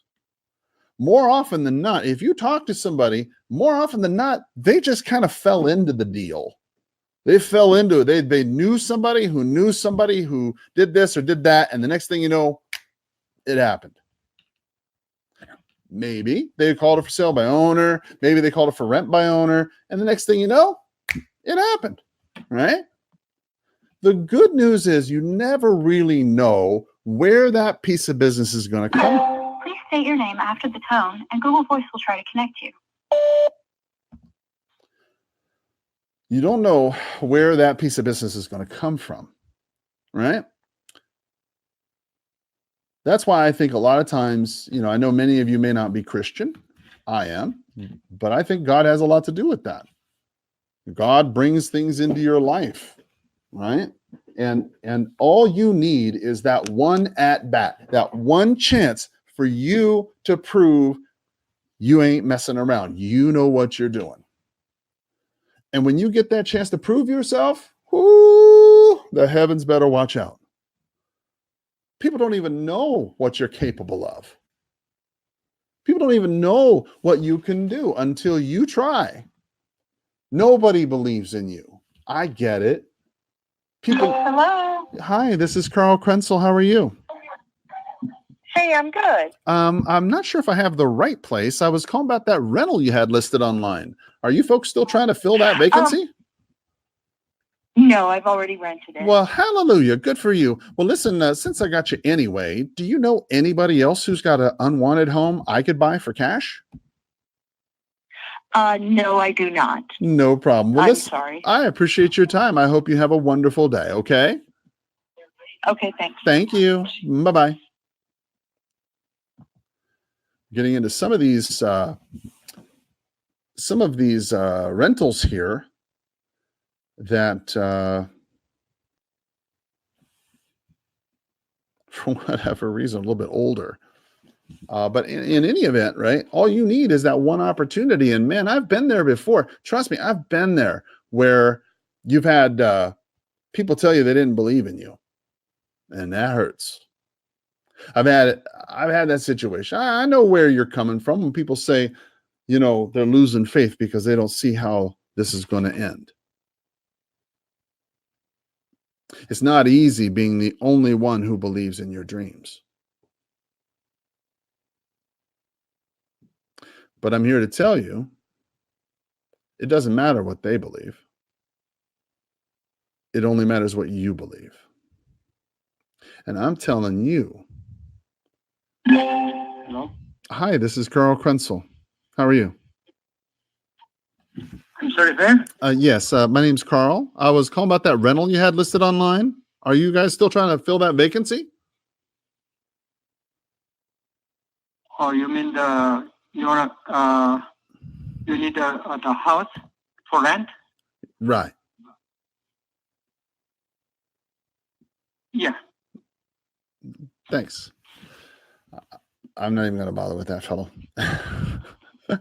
He's a nice guy. God bless him, but he's got a 1-bedroom, 1-bath place. And it's a little too small, and I don't even want to mess with it right now. I'll tell you this: you can make this happen. Hello. Hi, this is Carl Krenzel. How are you today? May I ask what this is regarding? Yeah, this is calling about that rental you had listed online on Via Zero del Sol. Yeah.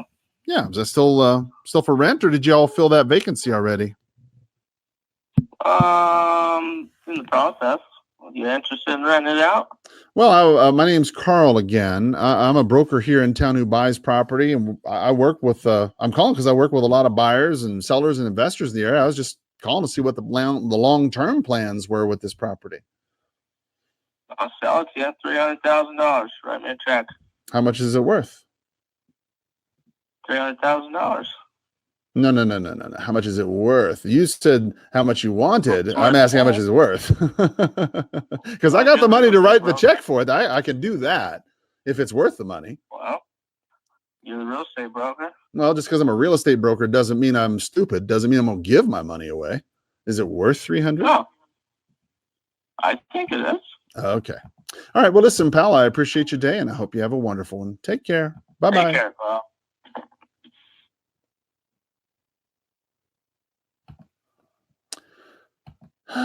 Boy, oh boy. Please state your name after the tone, and Google Voice will try to connect you. Carl.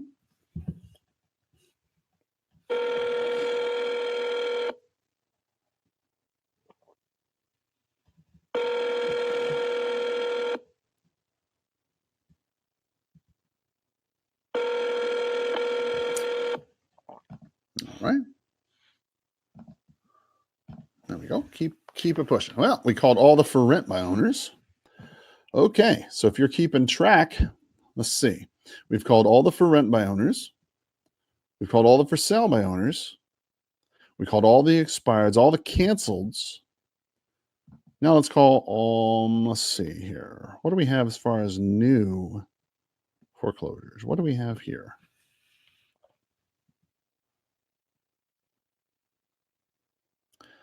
We're going to see what we have for new foreclosures, and then looks like we have 21. All right, let's call these right here. And then what we'll do is we'll call it a day, okay? So what we're going to do right now is we're going to go ahead and call all the new pre-foreclosures as well. So we have a total of 39 numbers to dial with 20 prospects that are brand new. My feeling is this, that you're going to be working, if you're full-time anyway, you're going to be prospecting anyway. You need to be prospecting all the time. So what difference does it make? The person you called has a voicemail box that is not. What difference does it make if you knock on doors, if you call people, you do content marketing? I hear it. You got to do something to generate leads. In my mind, I enjoy phone calling because it makes it possible for me to actually control something. I mean, I'll admit I'm kind of a control freak. Hi, this is Betty. You've reached my voicemail. Please leave a That's the message. wrong number. At the tone, please record your message. When you've finished recording, you may hang up or press 1 for more options.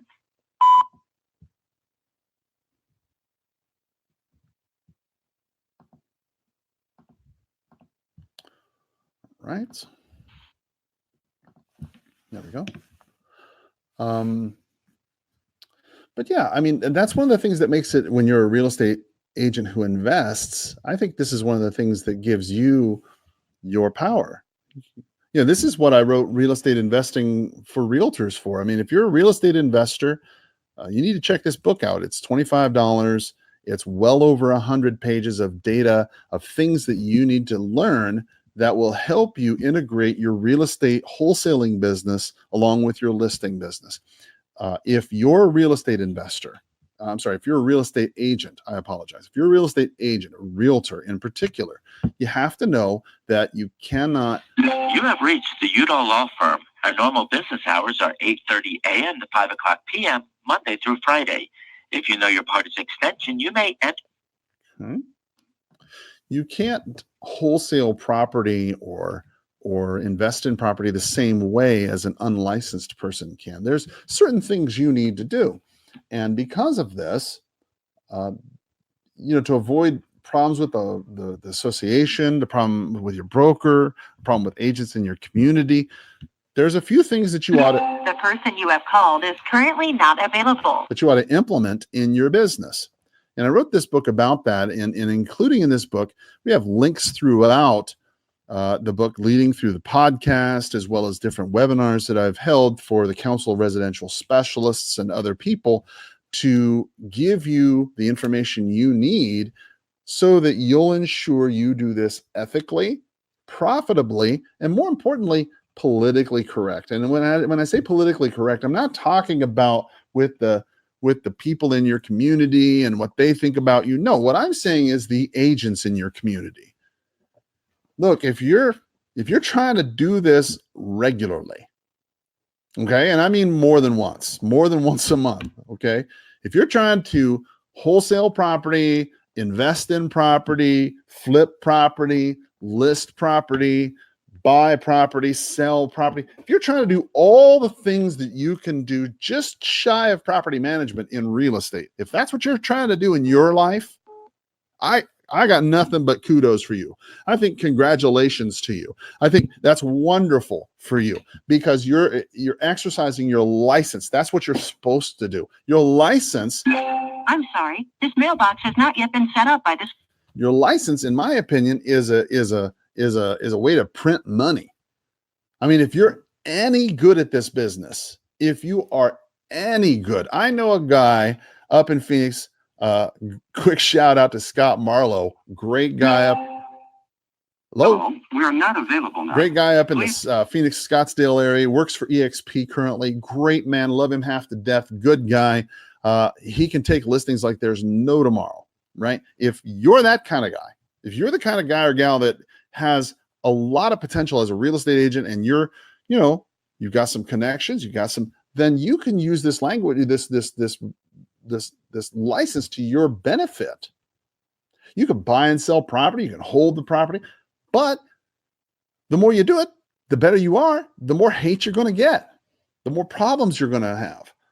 Biggie Smalls is right. More money, more problems. And when you're a real estate agent, if you're successful, God bless God, you're going to have problems, and you need to know how to solve them. And this book helps show you how to solve these problems from the very beginning. And that's where the problem usually is right from the very beginning, because usually, you prospect incorrectly, you lead generated wrong, and that caused the problem to begin with. Then you wrote the contract incorrectly. You wrote it on some 2 or 3 page thing you downloaded from the internet, and now you got problems with your escrow company. And now, gosh, your broker happens to see this crazy contract that you wrote with a crayon or a zip, or a marquee Sharpie looking thing, and now it looks crazy. And they're looking at your 1-page assignment, and they're like, gosh, is this really who we wanted to hire? And then all the agents in your office start talking about you. Oof. I've been there too. Best thing I could tell you, right? Start with the end in mind. Get the book. It's only $25. It helps the podcast. I appreciate you very much for helping me with it. I will email it to you. If you don't get it right away, email me. I'll make sure you get a copy of it. But it's important for you to get a copy of this book, because this book has been forwarded to an automated voice messaging is going to save you thousands and thousands of dollars in terms of money spent on attorneys and a time spent with your broker. Your time has value. How much time does it cost you? How much money does it cost you when your broker calls you and says, hey, we need to have a talk? Oh, sure. I mean, on the surface, you're going to be tough. And you're going to be saying, well, I don't give a damn what my broker says. I'm going to do what I want. Hi, this is Lexi. Leave a message and I'll get back to you. Thanks. You can say that all you want. At the tone, please record you. But we both know it's crossing your thoughts. It's crossing your mind when your broker starts talking to you. And that distraction costs money. Look, distractions cost money. Hello? Hello? Oh, hi. This is Carl Krenzel. How are you? Hello? I was looking for. I'm sorry. Who's this? Yeah, I'm sorry. My name is Carl. I might have the wrong number. I was looking for Jesus Solis. Have I got the right place? That is the. No, you don't. Oh my gosh, I apologize. I'm calling actually about the property that was for sale at 5514 South Tyndall. Am I calling the right number? No, you're not. Oh my gosh. Oh, see, I'm so sorry. Do you happen to have a phone number for that property owner or no? I do not. Okay, well, gosh, I'm sorry for it. Looks like I got a straight wrong number all the way around. Do you happen to know of anybody else who might have an unwanted property I could buy for cash? No. Okay. Well, thank you so much, and I hope you have a great day. Okay. Bye-bye. Right. Right and right. There we go. Resume. So when you think about it, right, it costs time and it costs money because of distractions. Distractions cost money. And this book is designed to help you eliminate these distractions from the very beginning. Wouldn't it be nice? I memean, when you think about the last deal you had, okay, if it was a wholesale deal and you had problems with your broker, you had problems with your escrow officer, let's say you had problems with a buyer or another agent or other people in your office, wouldn't it be nice if you knew about that problem before you had that transaction and then you were able to solve it before it ever came up so you would never even have that problem? What if you had a deal that just fell through, that just crashed, that just burned up on the driveway, burned up in the runway? If you just had a deal crash and destroy because of some nonsense. Hello. Hi, this is Carl Krenzel. I was looking for Luis. Is Luis available?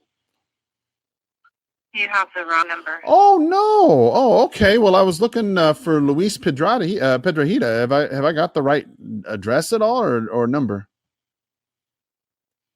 Neither. Oh my gosh. Oh my gosh. Okay. Well, I'm way off. I was actually calling about a property that was for sale at 5545 North Moccasin Trail. Am I calling even the right number?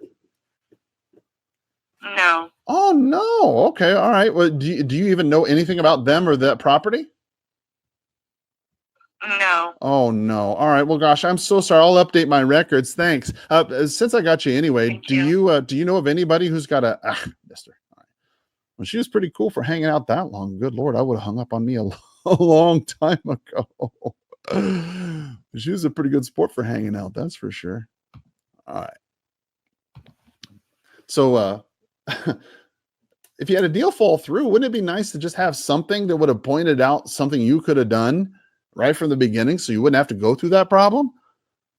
I mean, look, I've been there. I mean, 23 years, 500 homes. I've done this. I've been there. I know what you're going through. I wrote a book about it so you can avoid those problems too. Your investing as a realtor is not the same as investing as an unlicensed wholesaler. It's really, really important you get that.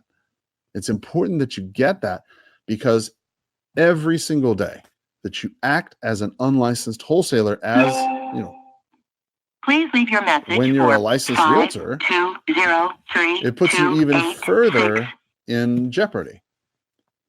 This is something that can stop that. Make sure you don't have that problem. It'll get you out of that situation before it even happens. And it'll give you the ability to add wholesaling, add real estate investing to your business so that you'll be able to go ahead and make the most out of your license, which, as I said, is a license to print money. That's what your license is all about. Whew. Boy, guys, I'm going to tell you what, this has been a very unusual prospecting session. We've prospected for 2.5 hours. You've sat here and watched me prospect all these folks. We've had a couple interesting conversations, certainly had some opportunities where we might have been able to set an appointment, but we did not set an appointment simply because, setting an appointment was not really advantageous for us. As you could see, they weren't quite motivated, or they weren't quite ready to sell, or they were listed, or they just bought it a year ago, or whatever. Look, I want one thing you to take away from all of this is simply this notion that consistency is the key to this. Okay. Doing this every single day is what's going to make it possible for you to be successful at this. There are situations where you see me calling and we get a prospecting, or we get an appointment first 2-3 calls, and it's great. And then you'll see appointments or a prospecting situation like this where we'll prospect for several hours and not set a single appointment. And that's the way prospecting goes. That's why if you prospect first thing in the morning from say 8 to 11, okay, that gives you the rest of the day. And I don't know what kind of hours you work, but if you're working 8 to 5, 7 to 5, 7 to 3, 7 to 4, 8 to 4, 8 to 5, 9 to 5, 9 to 6, whatever, if you got some kind of 8-hour mindset in your mindset about the way real estate's going to be, well, then you're going to get 8-hour results. But this is a world that's 24/7. And you need to find ways to go ahead and interact with that world in a 24/7 way. So let's talk about what we did today. Today is June the 17th. We called 23 expireds. We called 36 for sale by owners. We called 42 for 42 for rent by owners. We called 18 foreclosures. If you add that all together, it's 119 families that we've tried to reach out and help today. We made 157 calls in 1 hour and 45 minutes worth of talk time. We talked to 33 people. We didn't set any appointments. We left 21 voicemails, and we set 2 callbacks for later on today. Well, if you add that all together, so far this month, we've had 167 contacts. We've made 11 appointments. We have a 6.59% 6.59% conversion ratio right there. What happens with our listings, we will soon see. Got a couple appointments this afternoon. If you have any questions, anything that you thought you would do differently, any other challenges that you're coming up with, and I'd ask that you simply put them right there in the comments section. I'll be sure to go ahead and answer them as soon as possible. But until next time, I hope you have a powerful sales day. Bye-bye.